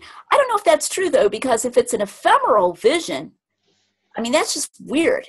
If you found the tomb empty, and then Jesus kind of appeared briefly and went poof, I think you'd just be left with a really weird data set. Mm-hmm. Because real tangible people do not go poof. I mean, and then somebody, now I know, I'm waiting for the skeptic. He's going to go, but Jesus did disappear with the disciples at the road to Emmaus. Yeah, and he showed back up again, and he said, touch me and see. So, I mean, I'm taking ephemeral here in a very strong sense that he was not tangible. He didn't speak.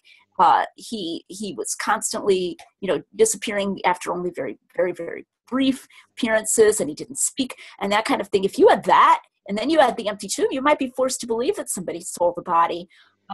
Certainly, I would not conclude a bodily resurrection. I would be more like Thomas. I want to touch him in order to confirm that he is bodily raised, because it's just such a strong conclusion that I think we need some pretty strong data. Mm-hmm. Interestingly, about John's Gospel and Jesus seeming to appear and disappear at will and enter and leave through closed doors and so on, it's interesting because John's Gospel and indeed his epistles are largely written as polemics against Doceticism, which is becoming prominent or popular in John's day, or when John was writing his Gospel. That's interesting because John in the Gospel emphasizes the Word became flesh. He emphasizes the physicality of the resurrection. Jesus eating broiled fish on the seashore, inviting Thomas to touch him, being touched by the women, etc. And yet the same John also has Jesus appearing, disappearing at will, and entering, leaving through closed doors. It's kind of not the sort of thing you would expect John to invent, right? Which I think also is best explained by this really is what happened, and John is reporting what happened faithfully, because it's not the kind of thing that you would expect John to invent if he's writing for the purpose of combating the Docetic Gnostics, which denied the physicality of the incarnation. Yeah, and I never thought of that. That's a very good point, because skeptics will want to make a big deal about Jesus' disappearance, but then they will also want to make those physical details apologetic additions. They were added. Well, wouldn't it have been just as easy to cut out the part about his walking through doors as to add the part about his eating? You could make this more apparently consistent picture, but John doesn't attempt to do that. So it seems like he's just not messing with his facts. So I think that's a good point. I also like the point that you make in your book, Lydia, about the principle of restraint in relation to the resurrection. Previously, before reading it in your book, I had associated the principle of restraint with respect to things like Jesus not mentioning whether Gentiles had to be circumcised, which was a hot potato topic in the early church, or the rules that were open to women in ministry, or how to regulate speaking in tongues, etc., which were kind of hot potato topics that were discussed, and Paul had to address many of these things in his letters. And you would think if the gospel authors had liberty to make stuff up, you would expect them to have attribute sayings to Jesus where he addresses these hot potato topics in the early church. But you took it a step further when you pointed out that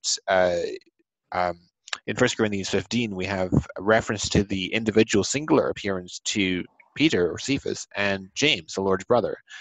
And James is only mentioned, the appearance to James is only mentioned in 1 Corinthians 15, one time. And the appearance to Peter is also referenced in 1 Corinthians 15, but is also alluded to in Luke 24:34, which is interesting, because if you just had the liberty just to make stuff up, then why not give more details on the individual singular appearance to Peter? It seems that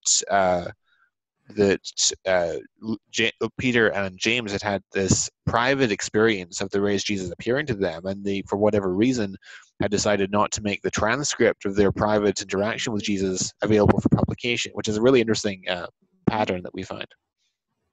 Yeah, I agree. And I think that applies to Joseph as well. And I mentioned in the book too. Joseph's this very sympathetic figure. And in some of the, the later non-canonical Gospels, we do get more detail about Joseph, but in the canonical Gospels, we don't.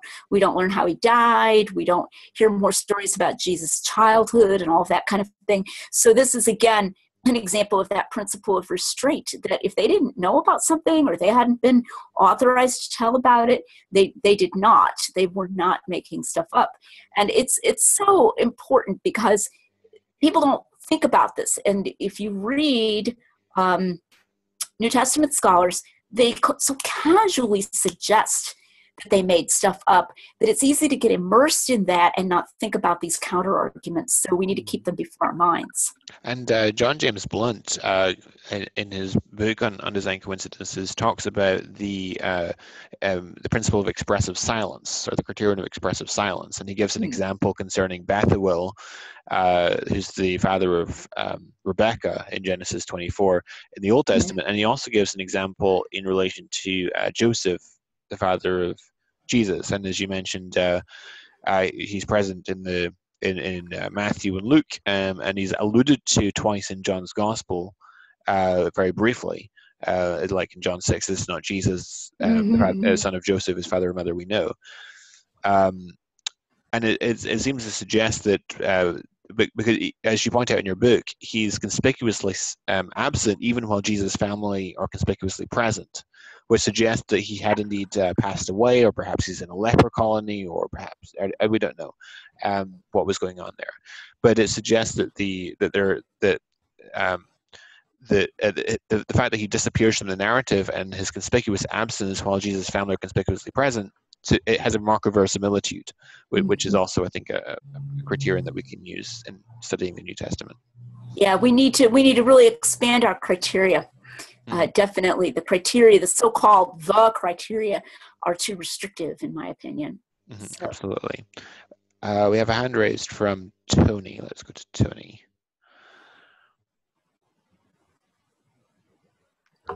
Hey, Tony. Thank you, Dr. McGrew, for such an excellent talk. I have a question that folds right into the issue of the principle of restraint. So often when we have critiques by liberal scholars and even evangelical scholars, they've mentioned arguments from silence. But so often these arguments from silence are extremely weak, or not even a real argument, because of the principle of restraint. Can you speak of that? Right. So the way that they abuse the argument from silence, right? Yes. So an example would be Bart Ehrman will say, well, Jesus in the Synoptic Gospels never says, before Abraham was I am, or I, the Father, are one. If you listen to Bart very much, you'll come to conclude that if you remove the argument from silence from his repertoire, you'd have nothing. Well, maybe a few things, but very little. It's a very important part of his repertoire. And so he'll say, therefore, the synoptic gospels are in conflict with John. And it's almost as though synoptic gospels had asserted, hey, Jesus never said, I and the Father are one, which of course is not the case. So he'll place them in conflict. But as Tim has argued, my husband Tim has a technical article on the argument from silence, and he says there's this premise you always have to defend, that if this thing had happened, it would have been mentioned in this place, okay? And that's a very, very difficult, it's an amazingly difficult premise to support, particularly when we calibrate from history. And Tim has these wonderful examples. Marco Polo goes to China and never mentions the Great Wall. And he'll say, think, Marco, did you notice something? It's this many feet wide and this many miles long, or there's a memoir, a contemporary memoir about Abraham Lincoln that never mentions the Emancipation Proclamation. So when we start calibrating these, we start realizing that it's a million different reasons why people might not have mentioned things. And so I find people asking, why didn't they mention that Jesus said, before Abraham was, I am? And I'll say, there could be so many reasons. Maybe Matthew didn't happen to be present on that occasion or whatever. So then we could contrast that with the argument that Jonathan and I were just discussing, where you get this kind of expressive silence, as he said, where you have all these different vectors coming together. And what you're not doing is using the silence of one witness or document to contradict the assertion of another witness or document.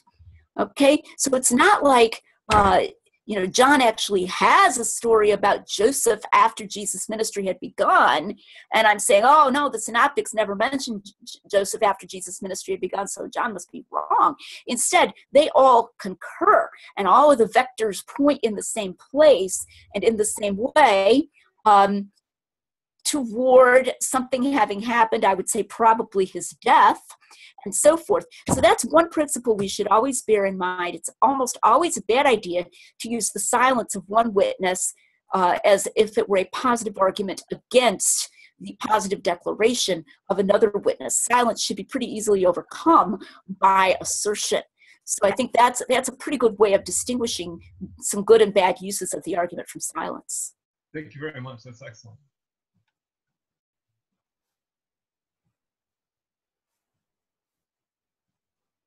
Let's see. An anonymous attendee says, Habermas does defend the gospel historicity depending on the moment. He said in a debate with Anthony Flew about the late John A.T. Robinson, quote, by the way, in that same book, Robinson also argues that there is eyewitness testimony behind the gospels and that they are trustworthy sources. I think he believed that some literal and objective experiences occurred to the disciples. He specifically notes that the experiences were not subjective, end quote. And the question is? He's just pointing out that Habermas does defend the gospel historicity, and he gives that quote from his debate. I know that Habermas wants to defend the gospel historicity, but it's not a minimal fact. That's the thing that I have to keep coming back to, that of course these scholars believe more than they treat as minimal or as bedrock, okay? And one of the points I would make is, if they're going to go to something more than the minimal facts, then let's go full bore, let's go all out. So especially with the empty tomb, and you will find Bill Craig doing this, which is great. He'll give reasons to believe the empty tomb. He'll talk about the story of the guard, and that they couldn't just produce the body and so forth, the fact that they didn't go to the tomb to mourn or to venerate Jesus' bones and so forth. These are fine. These are good arguments. But once we do start arguing for a more robust sense, then I would argue that we should go whole hog. I would argue that we should go all the way to a maximal data approach. And probably what's stopping some people from doing that is the notion that it cannot be done efficiently. So that's why I tried to address that. But I fear that what's stopping other people is the notion of not wanting to go up against consensus of scholarship in a really strong way, and the feeling that that's indefensible or might seem biased or something like that. And I definitely want to get people past that. Of all of the advocates of the minimal facts case, I think Gary Habermas might be one of the ones most willing to go beyond it.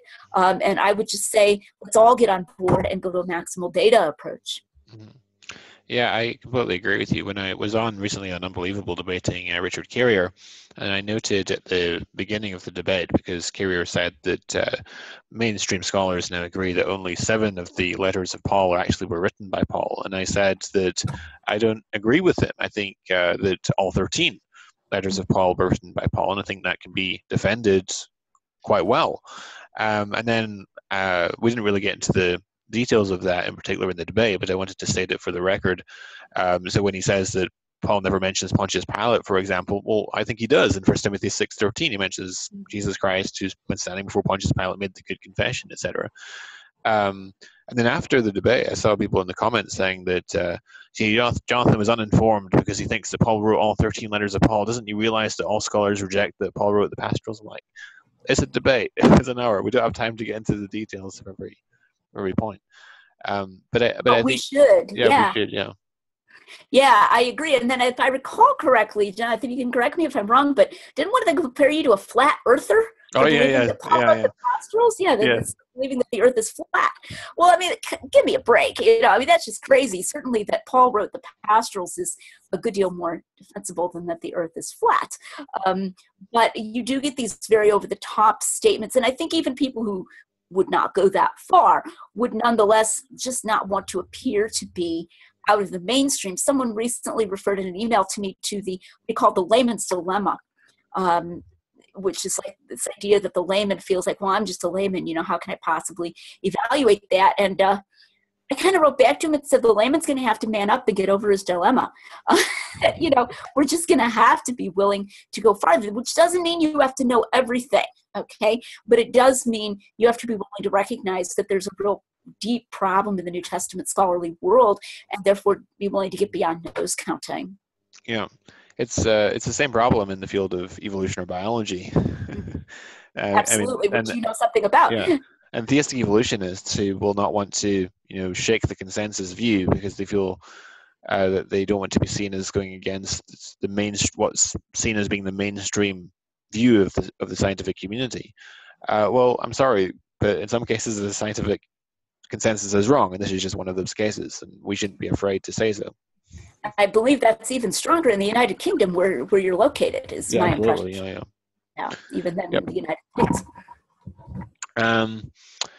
As Dave Vemulin in the chat asked a question about Bauckham, he says, if it's not too much of a rabbit trail or off topic, could you address the theory of protective anonymity in the Gospels? I believe it's a theory put forth by Bauckham and possibly even Burskok. Have you critiqued this theory before? If so, is that critique available? I don't think I've written anything up about it, though I've made some deprecatory comments. I've never met a theory of protective anonymity that I really liked. In general, I find, this is just my opinion, and Tim and I disagree a little bit about this, so I just want to say that to be fair so he doesn't get blamed. Although a lot of the same ones that I don't like, he also doesn't like, but I think there are a few that he thinks might work or might have more value than I do. But generally what I find is that when someone theorizes protective anonymity, there are way too many other options that have not been ruled out. And there are also inconsistencies within a given book in that treatment. So I'll give you an example. Bauckham theorizes that Mark may not name the woman who anointed Jesus' feet as Mary of Bethany because possibly anointing his feet and his head as well, especially his head, would have been seen as a messianic act, and then it would have been politically dangerous for her, and that this is why he doesn't name her. Well, Mark names the women who gathered spices to come to the tomb. In fact, he names them quite gratuitously. He doesn't even have to name them. He names them being at the cross, and I think he names Salome and Mary Magdalene and so forth. So he's bringing people into danger.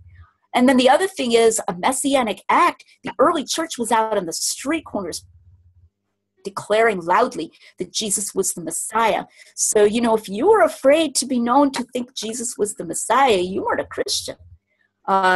So in many cases, these people would have been in so much danger already that the idea of protective anonymity is completely unnecessary or ad hoc, or the author is not leaving out the names of other people who would seem to be at least equally in danger, or that kind of thing. So I'm just often finding I really can't think of a protective anonymity argument that I think is strong. One that's sometimes used is concerning the saints that were raised at Jesus' death, that maybe Matthew doesn't name them because possibly someone might have tried to kill them. Oh, my phone's ringing. Someone might have tried to kill them. Give me just a second. I'm going to go hang up.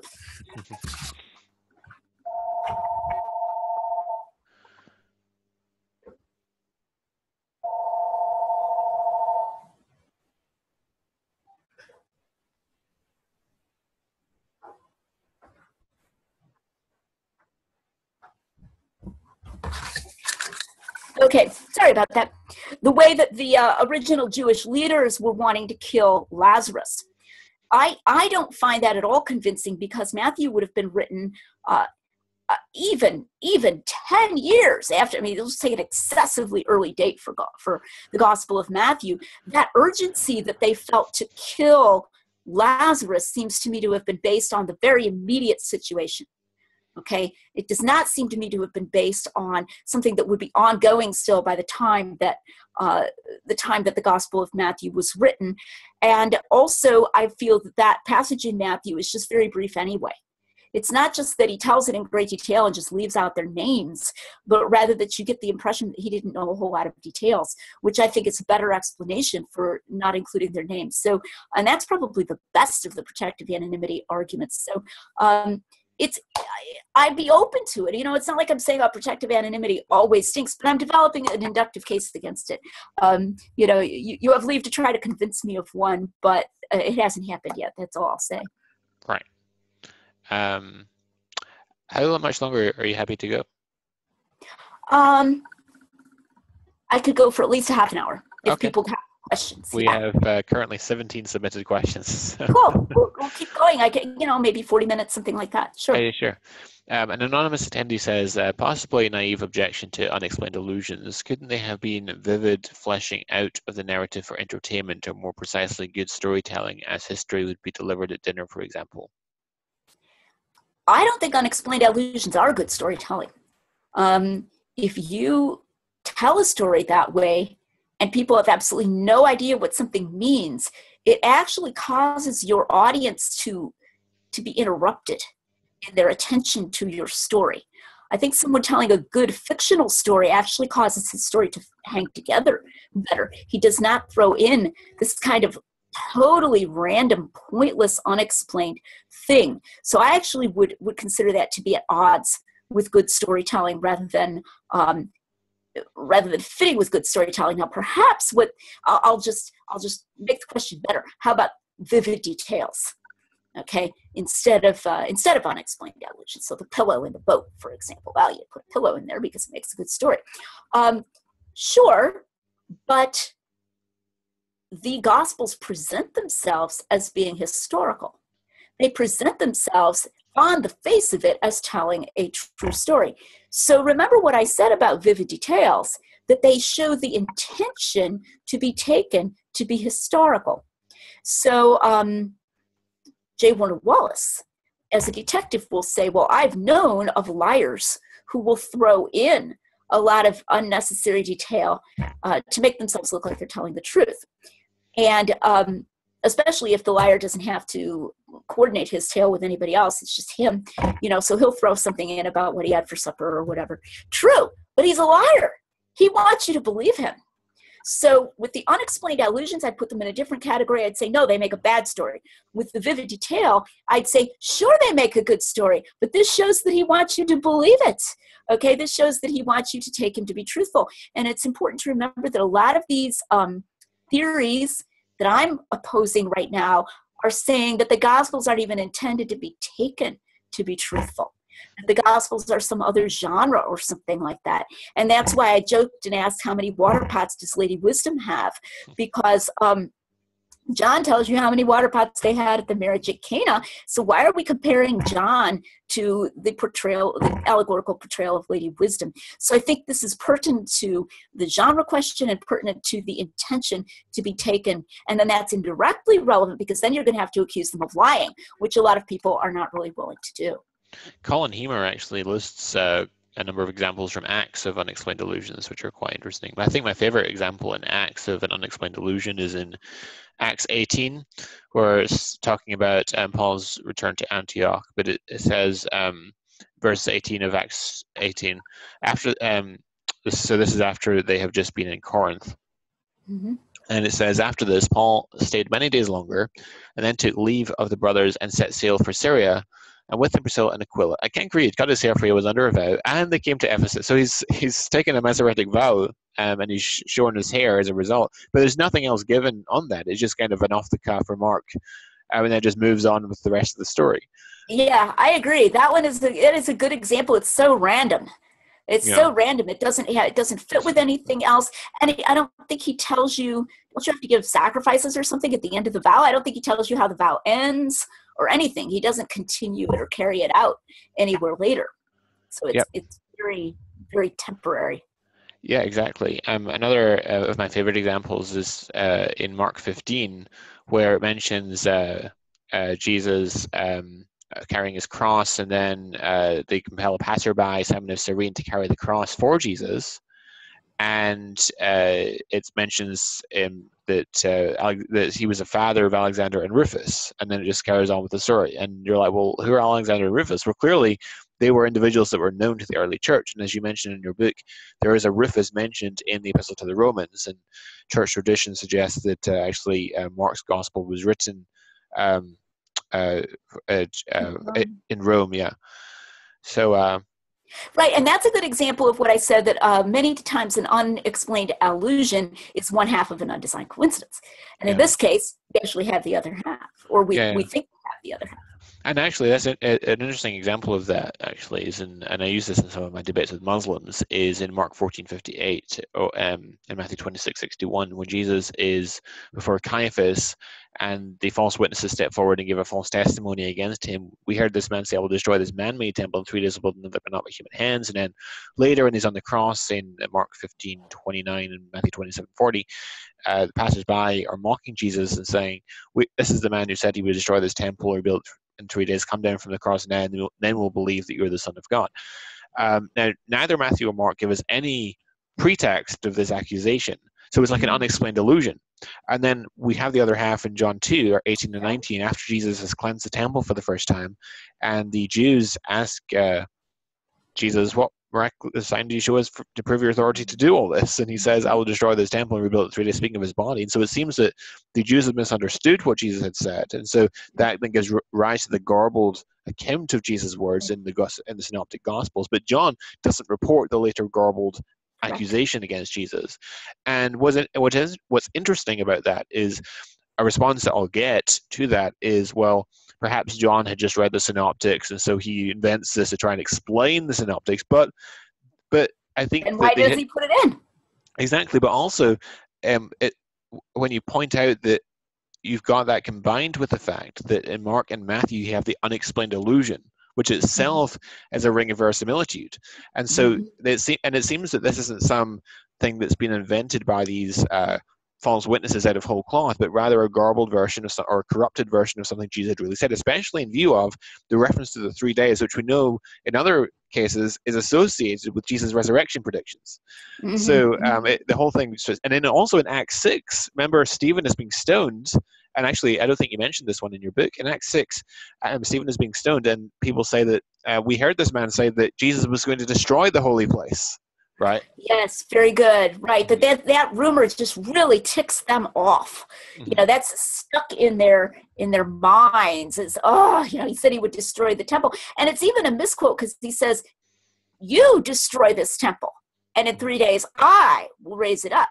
So he doesn't even say, I will destroy it and raise it up in 3 days. He says, destroy this temple. If you destroy the temple, I will raise it up in 3 days. Yeah, I completely agree. But I agree with you that people need to see that, just the one side of it. Why are they saying this totally random, unexplained thing? An anonymous attendee says, in your writings on your blog, you mention sometimes that there are prima facie reasons for historicity of this or that episode in the Gospels, that we should accept simpler theories versus more complicated, or at least lean in the direction. However, isn't there the fallacy called the oversimplicity fallacy? That is to say, that there might be explicit and or implicit teachings in the Gospels that needs to be ironed out, not like a quadriga of some of the church fathers, but aiming for a narrowing meaning of a particular passage, but has many significant applications. What do you conclude about something like this? I'm not going to necessarily rule out a non-literal interpretation, perhaps, of something that Jesus said. I mean, an example would be when he says to Peter, whoever has washed whoever is bathed only needs to wash his feet. And we could give that the literal meaning, and he's probably addressing ritual purification rules there, that if you've taken a bath, then you could be made ceremonially clean just by washing your feet if they get dirty. But then obviously it has all of these deep theological connotations that if you're a follower of Christ, you only need to confess your immediate sins and that kind of thing. So Jesus often says things that have multiple meanings, but that's a completely different thing from an overly complex theory of why this is here, where we just jump over the theory that it's here because it happened, to the theory that they made it up because they wanted to make a theological point, or they wanted to make a literary point or something. That kind of over-complexification is not merely seeing some deeper meaning in the text. It's taking an extra layer of complexity for even explaining the existence of the thing in the text. And I would submit that in the vast majority of cases, the best explanation why something is there is that the author at least thought it was true. Even if we try to say, well, maybe he got it wrong or something, even if we don't absolutely insist upon inerrancy, but that at least he thought it was true. He was saying it because he thought it was true. And the other person's going to bear the burden of proof. If he wants to say, no, he didn't even think it was true, he just put it in there, he made it up for some other reason, you're going to have to show me why I should think that. And the mere fact of being able to sit there and spin out some theory, perhaps John alluded to Pentecost by having Jesus breathe on his disciples. Okay, there's your theory. Why should I believe it's true?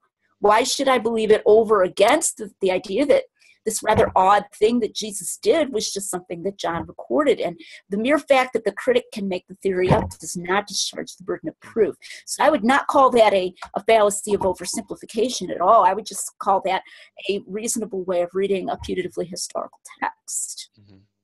Yeah, I agree with you on that. I was going to ask a question about the use of Acts in defending the resurrection, because I think, and I think you've pointed this out yourself, the book of Acts is an underused weapon in our apologetic arsenal, and people underestimate its value in apologetics, because we can correlate it using undesigned coincidences with the Pauline letters. We can correlate it with external sources which confirm incidental details in the book of Acts, like in Ephesus, when there's a riot, the city cleric tells the crowd there are consuls, and it just turns out that there happens to be two at this particular time, even though normally there'd only be one.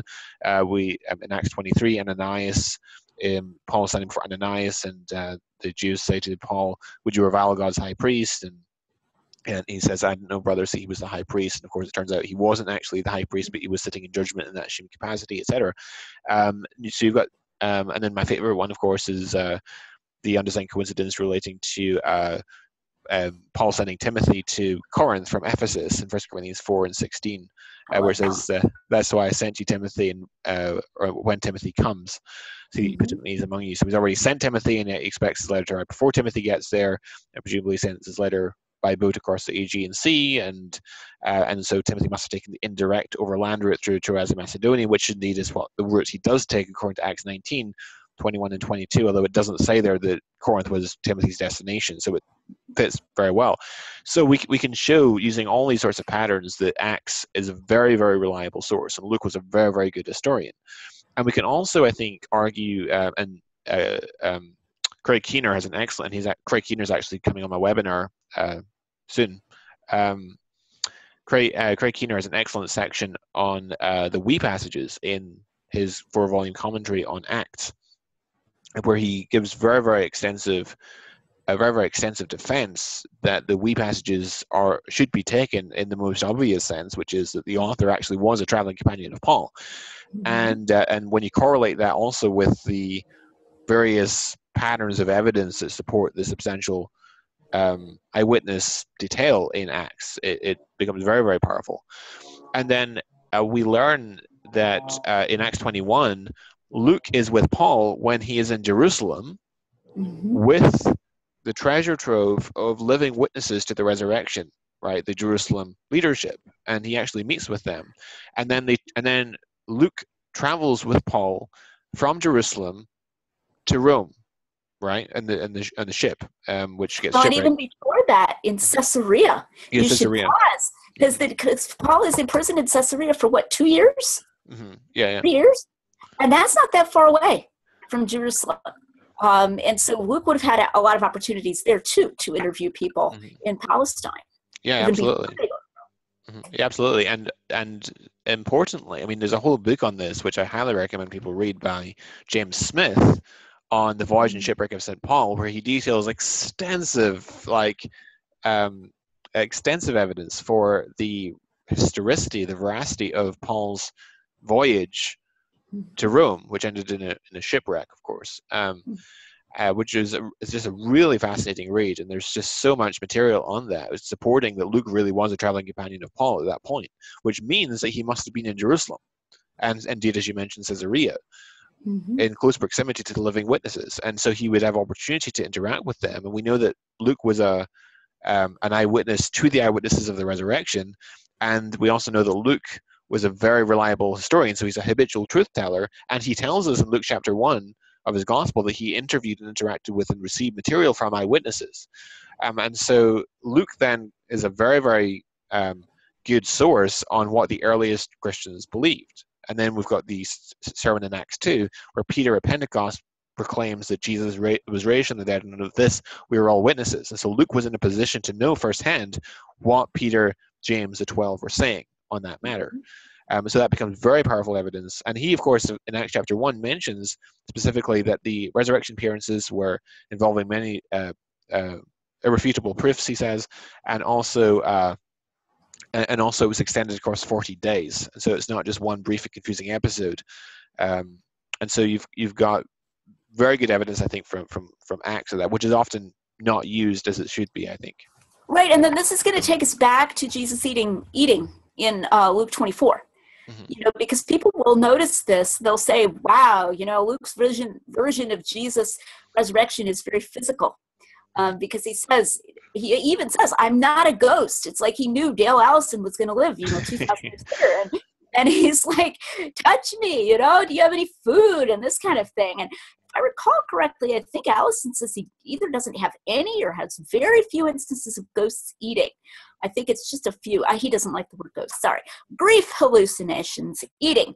And so he says it's an apologetic addition, which is very convenient.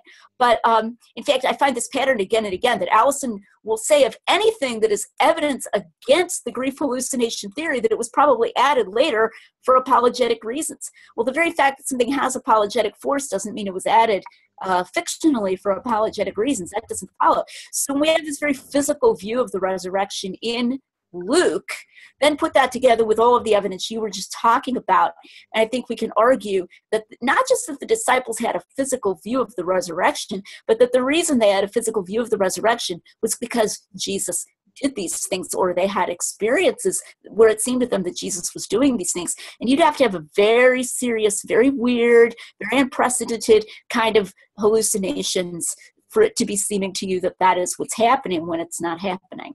So if we go with that, we're going to have a very robust case. And then also John's gospel, I mean, we can show, I think, very well that the the author of John was an eyewitness, almost certainly a disciple, and I think you can even go so far as to say John the son of Zebedee. And that being the case, then we have another independent source that shows this was indeed the proclamation of the Jerusalem church, the disciples, etc. So I think that's also significant. On Paul's also a line of evidence because, First Corinthians 15 is often used as an evidence for the proclamation of the earliest church, but the creedal nature of 1 Corinthians 15 is usually taken for granted. How strong do you think is the case for the creedal tradition in 1 Corinthians 15 actually being pre-Pauline? Well, he says he's delivered to them that which he also received. So that gives you some idea that it was pre-Pauline. Obviously, he trails off into something that's unique to him at the end. And last of all, he appeared to me also. Well, that's not going to be pre-Pauline because that's about Paul, right? Mm-hmm. So he must be modifying it to just at least that extent. But I don't camp so much on it because the very creedal nature of it, where it's easy to memorize, it's in short phrases and so forth, makes it undetailed. So to my mind, it's less useful. You know, whereas to someone who's doing the minimal facts person always wants to run everything through Paul. It's amazing. You know, you even go to talk about the second level facts, that they believe that the bodily resurrection, or that the resurrection was bodily. Like, that's a second level fact. So they'll go, I think Paul believed that the resurrection was bodily. Well, of course, Paul believed that the resurrection was bodily, but that's not necessarily independent because he got that from the disciples. So now we have to go back and say, well, why did the disciples think the resurrection was bodily? Okay, so you can't even get as much as they want to get out of Paul thought the resurrection was bodily. Whoop-de-doo. Now we need to talk about how justified, like I said, how rational the disciples were in believing the resurrection was bodily. So that's why, you know, I mean, I love 1 Corinthians 15, but I don't think it's as strongly evidential as some people think it is, precisely because it is so brief. Necessarily so, because it made an easy way for them to memorize what they were attesting to concerning the resurrection. Yeah. I think we've got like 15 more questions sitting around. Oh, yeah, sorry. Tony says, can you name some historical methods that would be used to support the reliability of Caesar's Gallic Wars or Tacitus? Some historical methods? Yeah. I'm not going to claim to know enough about Caesar's Gallic Wars and Tacitus to try to do that. If I were going to do it, I'd go read them both in detail. And I'd start looking at, you know, do they dovetail? Do they have undesigned coincidences too? And so forth, you know, do they have unexplained allusions and incidental details and this kind of thing? And I would certainly be looking for those things, but I'm not going to claim to be enough of a classicist to be able to hand you a handful of those, but it would be very interesting to try, for sure. Right. Ray says, as a matter of interest, must we accept as interpolation the mention of Christ and Josephus, and why? Well, there's a very good discussion of that. I believe Shlomo Pines or Pines reconstructed the probable original text. And what I believe it comes to, and Tim knows a lot more about this than I do, but is that it's not that the mention is entirely a Christian interpolation, but the over-the-top stuff, you know, he was indeed the Christ or whatever it is he supposedly says, may have been or probably was an interpolation, but not that the very mention of, you know, like his brother James and that Jesus existed at all is an interpolation. And as far as I know, that's pretty secure. So that Josephus does mention Jesus, but, you know, wasn't like a crypto-Christian or something like that. I tend to not rely on those as much, except to show, you know, I mean, if you are debating a mythicist or something, but I don't debate mythicists because I think they're crazy. And I don't think we should give them too much, too much respectability. But in general, I find that those kinds of really overt external confirmations are less interesting and less valuable than the more incidental confirmations, like the ones about that it had been 46 years that the temple had been being built and what year that would take us to, and or the very crazy things that Archelaus did, where he killed all the pilgrims, and then Joseph in Matthew is afraid to go to a place where Archelaus is ruling. Those are better. those are better than the fact that, oh boy, Josephus mentions Jesus, yay! You know, I don't think we should really be looking so much for things that are that important. They're not even as good as confirmations of the reliability as this other kind, and we have a lot of the other kind. Yeah, and in no other branch of history would we chuck out all the primary sources and appeal to secondary and tertiary sources instead. I mean, why do we do this in New Testament studies? Why do people always want? I mean, I did a talk recently on the resurrection in London, and someone in the audience asked me how much of the New Testament I could support from extra biblical sources outside the Bible. I'm like, well, why would you want to throw away all the primary sources that we have perfectly good primary sources and appeal instead to secondary sources? They asked me how many of the biblical characters in the New Testament we could substantiate from extra biblical sources. And well, Luke's an historian. Why go to Josephus when we have a perfectly good historian, Luke, who records it, and we can show that he's reliable? You know. And the answer that they will give you is, well, they were Christians, you know, and so like automatically they're treated as biased or something. But, you know, one thing you have to realize is that being a Christian didn't necessarily make you more likely to mention how many years the temple had been being built, or that Joseph was afraid to go to this place where Archelaus was, or many of these little things, or that the grass was green when this event took place. It's this very anachronistic notion that anything that serves to confirm the Gospels must have been put in there by the authors in order to confirm them.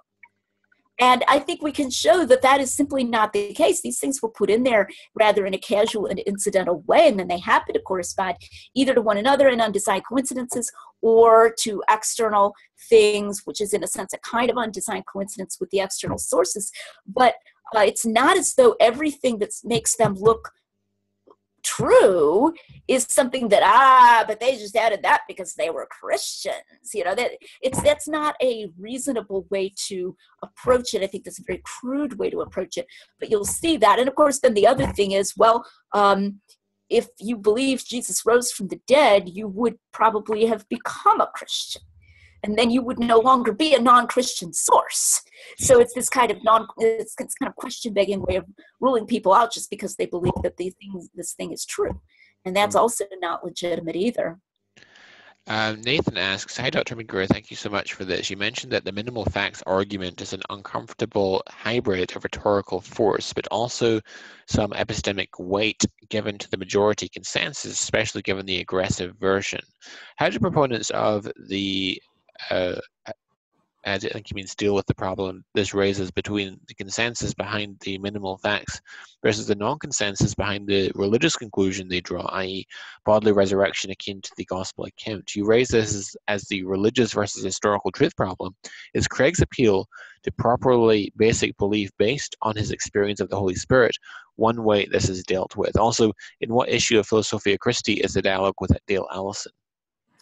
Okay, I don't know that Bill Craig does that for that reason, and so I don't want to saddle him with that. I think there's just a failure to recognize the weakness of the inference to the best explanation. I just really think they're just making an epistemic mistake. And maybe this is partly because they perhaps are sometimes shifting back and forth between more robust and less robust versions of the appearances. I said this before we turned on the live stream. I don't think I said it afterwards, so forgive me if I'm repeating myself, but in the stream article,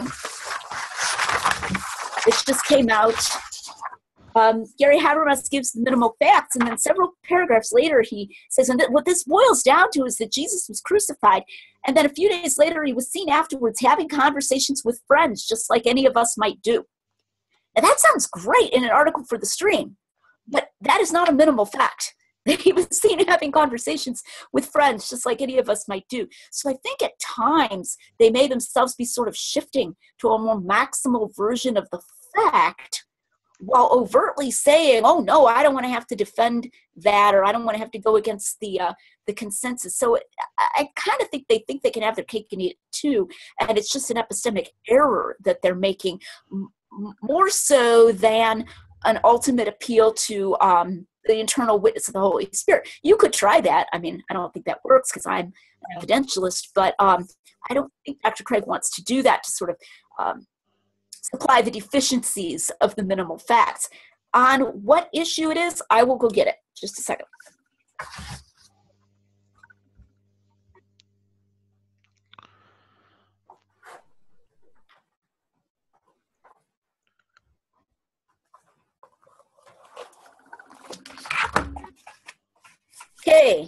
And a shout out to my friend John Meyer, who loaned this to me. I got to get it back to you. It is volume 10, number 2, 2008. That's what it is, where this debate or symposium is on book symposium on Dale Allison's Resurrecting Jesus. Stephen T. Davis, William Lane Craig, Gary Habermas, and Dale Allison. Oh, I thought Lacona had a part in this. I guess it's just the other three who are talking with Allison. An anonymous attendee asks, I've heard Swinburne leans heavily on the fact Jesus is said to speak. However, he doesn't seem to endorse any specific, just the fact that he spoke. This seems to remind me of Lacona's exorcisms happened but can't pin down any specific one. That would seem to be in the family of minimal facts. Yeah, good question. It's certainly in the spirit of minimal facts. I don't know that 95% of scholars acknowledge that Jesus spoke. In fact, or seemed to speak. It seemed to them that he spoke. My impression from reading Habermas is that that really high consensus is on the visual component, and that's why the word appearance is used, that they saw him.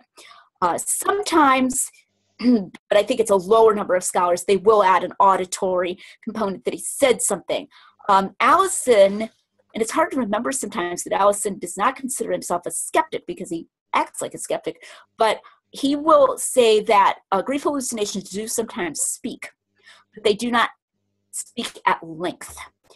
And so there's actually a footnote I think it's in Resurrecting Jesus, where Allison says, grief hallucinations do occasionally speak, but they usually only speak a few words. That's why I added a few words in one of my scenarios. If you just said peace be with you or something, they usually only speak a few words. And this is consistent with the resurrection appearances in the Gospels. It's like, what?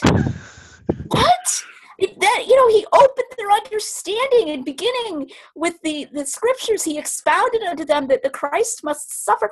My goodness, Jesus engages in extended discourses. It's just that we do not have them recorded for us. We would love to have them recorded, but certainly it is asserted that Jesus engaged in extended discourses. Now, no doubt Allison would dismiss that as a later apologetic addition, but it is very misleading for him to say in that footnote that he speaks only a few words, because that's sort of convenient and can still be fitted within his grief hallucination model, which is presumably what he would say to Swinburne. Mm-hmm. Lucas Hondras asks, what books would Lydia recommend on the resurrection from the non-believing side? Sorry if it was said earlier, I just joined. Thanks. Good question. You mean like good opponents or something? I guess instead of recommending whole books, I would recommend that you read things by Christian apologists and then follow up their footnotes. If you see somebody and you think, boy, that sounds like an interesting objection or something, and you want to go and see what you think about it, then go read it. I've been talking a lot about Dale Allison here. He's maybe Resurrecting Jesus is maybe an interesting thing to read because he's allegedly a Christian. And yet he's got all these unusual ideas about the paranormal and so forth. And it's interesting, Habermas points this out, that he's very credulous about accounts of the paranormal and very incredulous about the gospel accounts. He's got a double standard. And I think that's true and good to see. I generally think it's good to be able to respond to Bart Ehrman. But when you read Bart Ehrman, please be prepared to remember that the way that you can tell that Bart Ehrman is lying is that his mouth is moving. Ehrman is really, really deceptive and misleading. So always have your Bible at hand. And if he says, Matthew tells us that Mary and Joseph were originally from Bethlehem. You go and you open the account in Matthew, and it does not say that Mary and Joseph were originally from Bethlehem. It's one of those arguments from silence I thought of bringing up in response to Tony's question. And all that it means is that Matthew does not give an account of the census and how that they journeyed to Bethlehem. And then Ehrman concludes from this that Matthew more or less says that they were originally from Bethlehem. I mean, originally, not just that Joseph's family was from there, but that was their hometown. So, yeah, read some Bart Ehrman, by all means, read some Dale Allison, but not because I have enormous respect for these guys, but just because it is good to be acquainted with our opponents and ready to give an answer. But get ready to give that answer. Don't go in there thinking of them as somebody who's going to present something you're going to not be able to answer. Absolutely. And I think actually engaging with the toughest critics is a very good way of sharpening our faith, and in fact enriching our faith as we grow to understand our faith better, understand the scriptures better by understanding what the fallacies in what these people are saying. So by all means, I think go and read, or even read people like Richard Carrier or David Fitzgerald, because even dissecting bad arguments can be edifying. Really bad. Well, and also, Tim has some good things about, I think it's called Alleged Contradictions in the Gospels. And if I recall correctly, that's focused a lot on Ehrman, so you can check his books out and then, have the stack of the books in front of you, and then kind of watch Tim's video as well, and then look up the references, and that could be a useful exercise as well.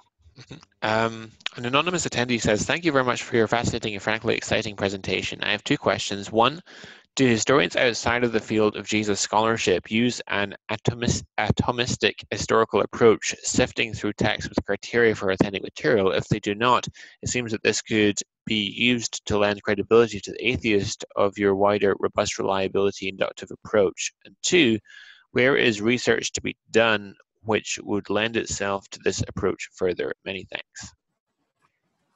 With the second question, I would just wonder if they mean it would lend support to my approach. It would lend support to the approach I'm criticizing. I'm assuming they mean would lend further support to the approach I'm recommending. But as far as the first one, I have wondered that a lot.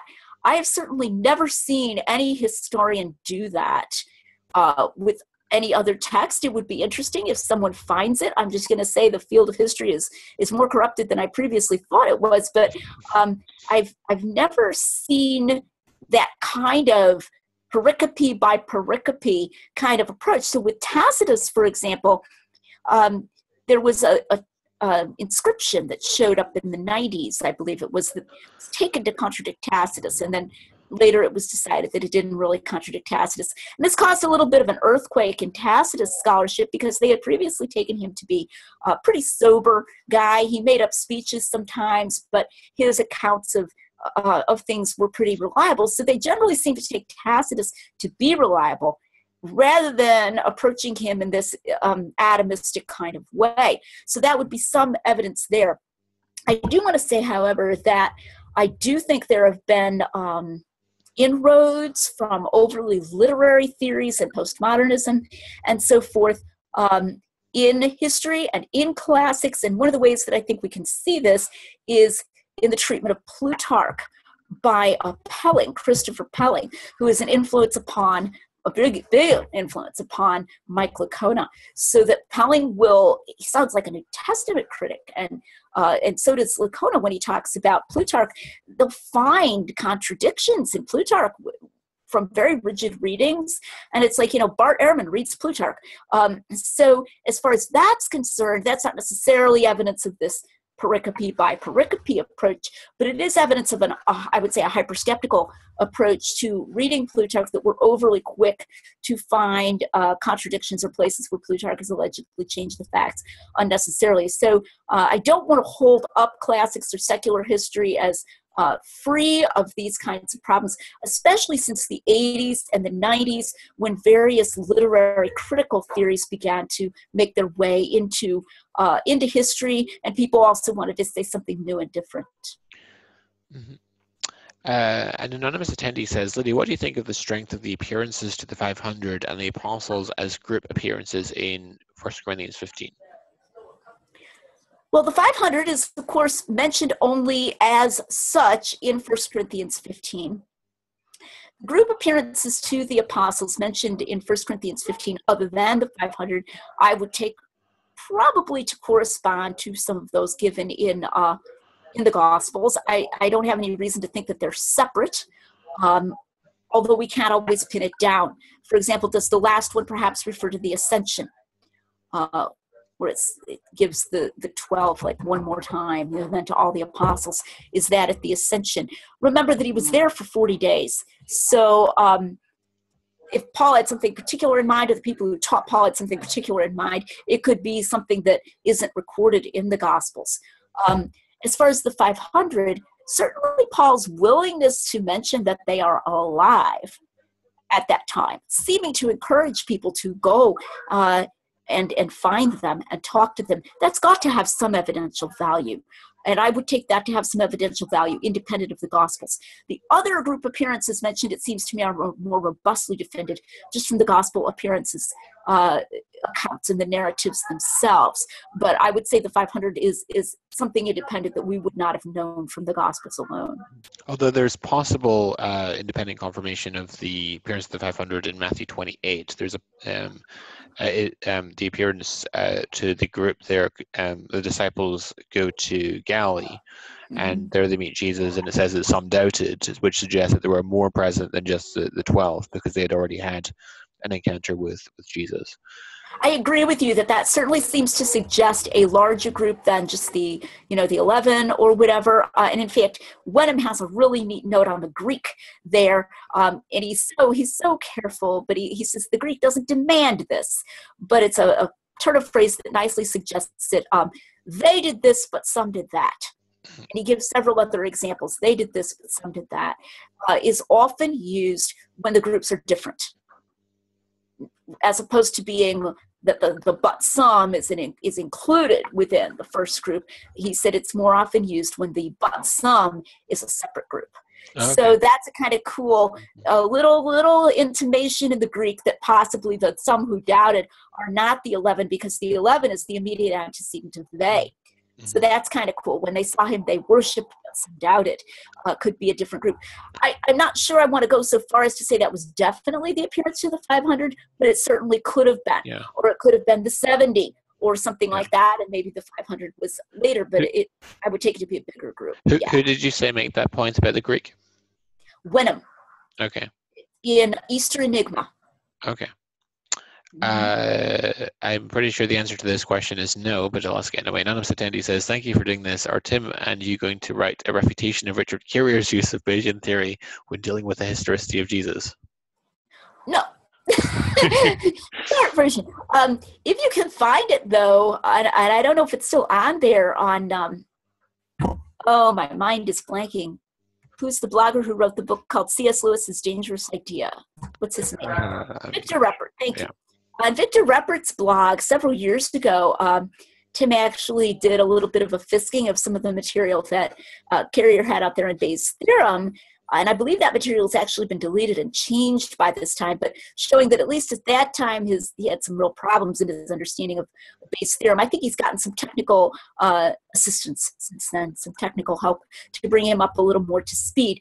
Bayes' theorem, though, you do have a GIGO problem, garbage in, garbage out. And so with any of these things, it is never a replacement for good historical judgment. It is a modeling tool.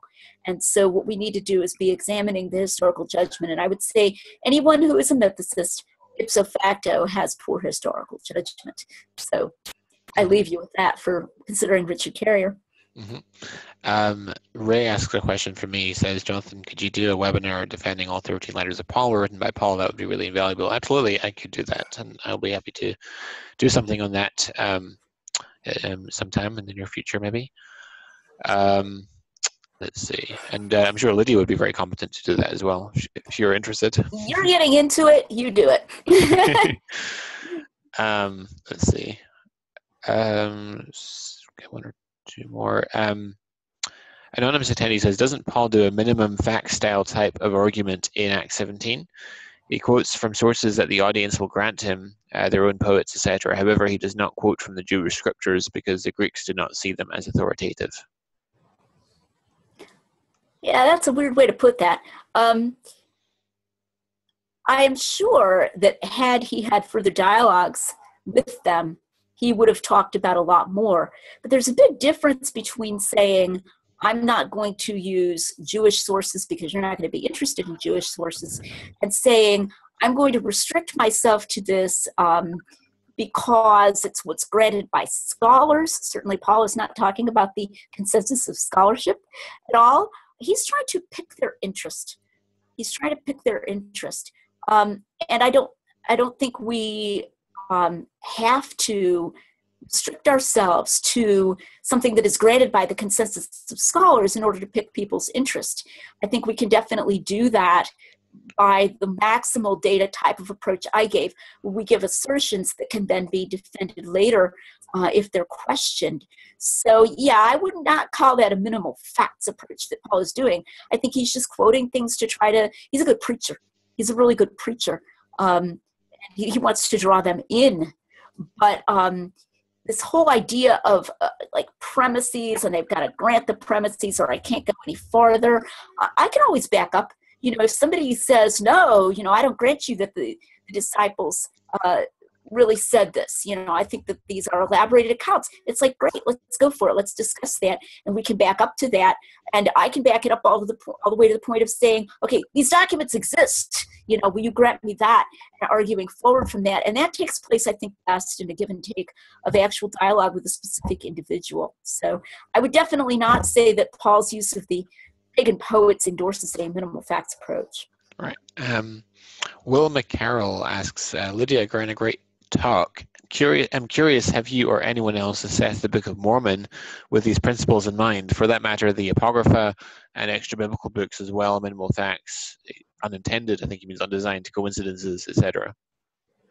I haven't tried, and I would be willing to bet a good deal that you're not going to find them. I will say this concerning the Gospel of Thomas, that it definitely does not have these kinds of historical tie-downs. In the Gnostic Gospels, my understanding is tend to be very fragmentary and not historically based. And I think sometimes people get confused about this because they think, well, if you mention one thing, a Samaritan was going to Jerusalem, it's like, hey, he mentioned Jerusalem, he mentioned a Samaritan. But the Gospels are historically based in a far more nitty-gritty and detailed way, getting much harder things right. And you will definitely not find that in the Book of Mormon and the Apocrypha and the Gnostic Gospels and so forth. That kind of nitty-gritty, getting hard things right, that I can say for sure. Mm-hmm. So let's take one more, and then I gave my email address, lydiamcgrew@gmail.com, if you want the PowerPoint, or if you didn't get your question answered, feel free to write to me and ask that question. Let's see. Pick the best one. Okay, there's not many questions left. Let's ask this one from an anonymous attendee. What is the traditional scholarly definition of reliability? Do you recommend any publications on what reliability actually means? I guess I would tend to go at it from an epistemic point of view. As a probability theorist, when we talk about something being reliable, and this is discussed in John Earman's book, it's E-A-R-M-A-N, Hume's Abject Failure, where he uses Bayes' theorem, and he's not a believer, by the way. But when he talks about a reliable source, he means a source that has what we would call a top-heavy Bayes factor. And I talked about that. And that Bayes factor can be affected by a lot of things. Tim and I have an article in a book of analytic readings in the philosophy of religion and the use of probability in philosophy of religion on the way that a Bayes factor can be affected by surrounding circumstances. So it isn't even just necessarily a track record of that individual. But definitely we at least want a top-heavy Bayes factor. And I would say certainly that in common parlance, we're not going to use reliable for a source if it's just barely top-heavy, just like barely more, giving you some reason to believe this. We would want it to be significantly top-heavy. And so I'm going to spell that out just a little bit more, what it means to have a top-heavy Bayes factor. It doesn't necessarily mean that if you say the thing probably happened. Now, some people would use it that way, that you can just say, okay, 99% of what this person says is true, and he said it, so 99% probability that it's true. But a top-heavy Bayes factor is a little more nuanced. It's that the probability of his saying it, given that it's true, is higher than the probability of his saying it, given that it's false. And that's a way of putting that. And when that is the case, then this declaration will do something at least to overcome the antecedent improbability of the event. It may not be enough if the antecedent probability is very high. But what we find in this redefinition that I'm finding in evangelical scholarship is that they are not even asserting that. And you can tell that they're not even asserting that because of this case-by-case approach they're taking, where they come to something and they're just like totally agnostic as to whether it happened or not when it's asserted. They don't seem to think that the assertion by that gospel is any evidence in favor of the event at all. And to my mind, that shows that they are not treating them as reliable in any important or significant sense, that they have redefined it. Awesome. Well, thank you so much, Lydia, for coming on. Thank you for having me. It's been a lot of fun. And guys, feel free to write to me. And how long will it be before this is on YouTube? Probably. I'll try and get it up by Monday. I might be able to get it up tomorrow. It's great because I've given the URL of Apologetics Academy to a lot of people if they couldn't make it today. Thank you for all the great questions, everybody. Thanks a lot. Thank you. Take care. Bye. Bye.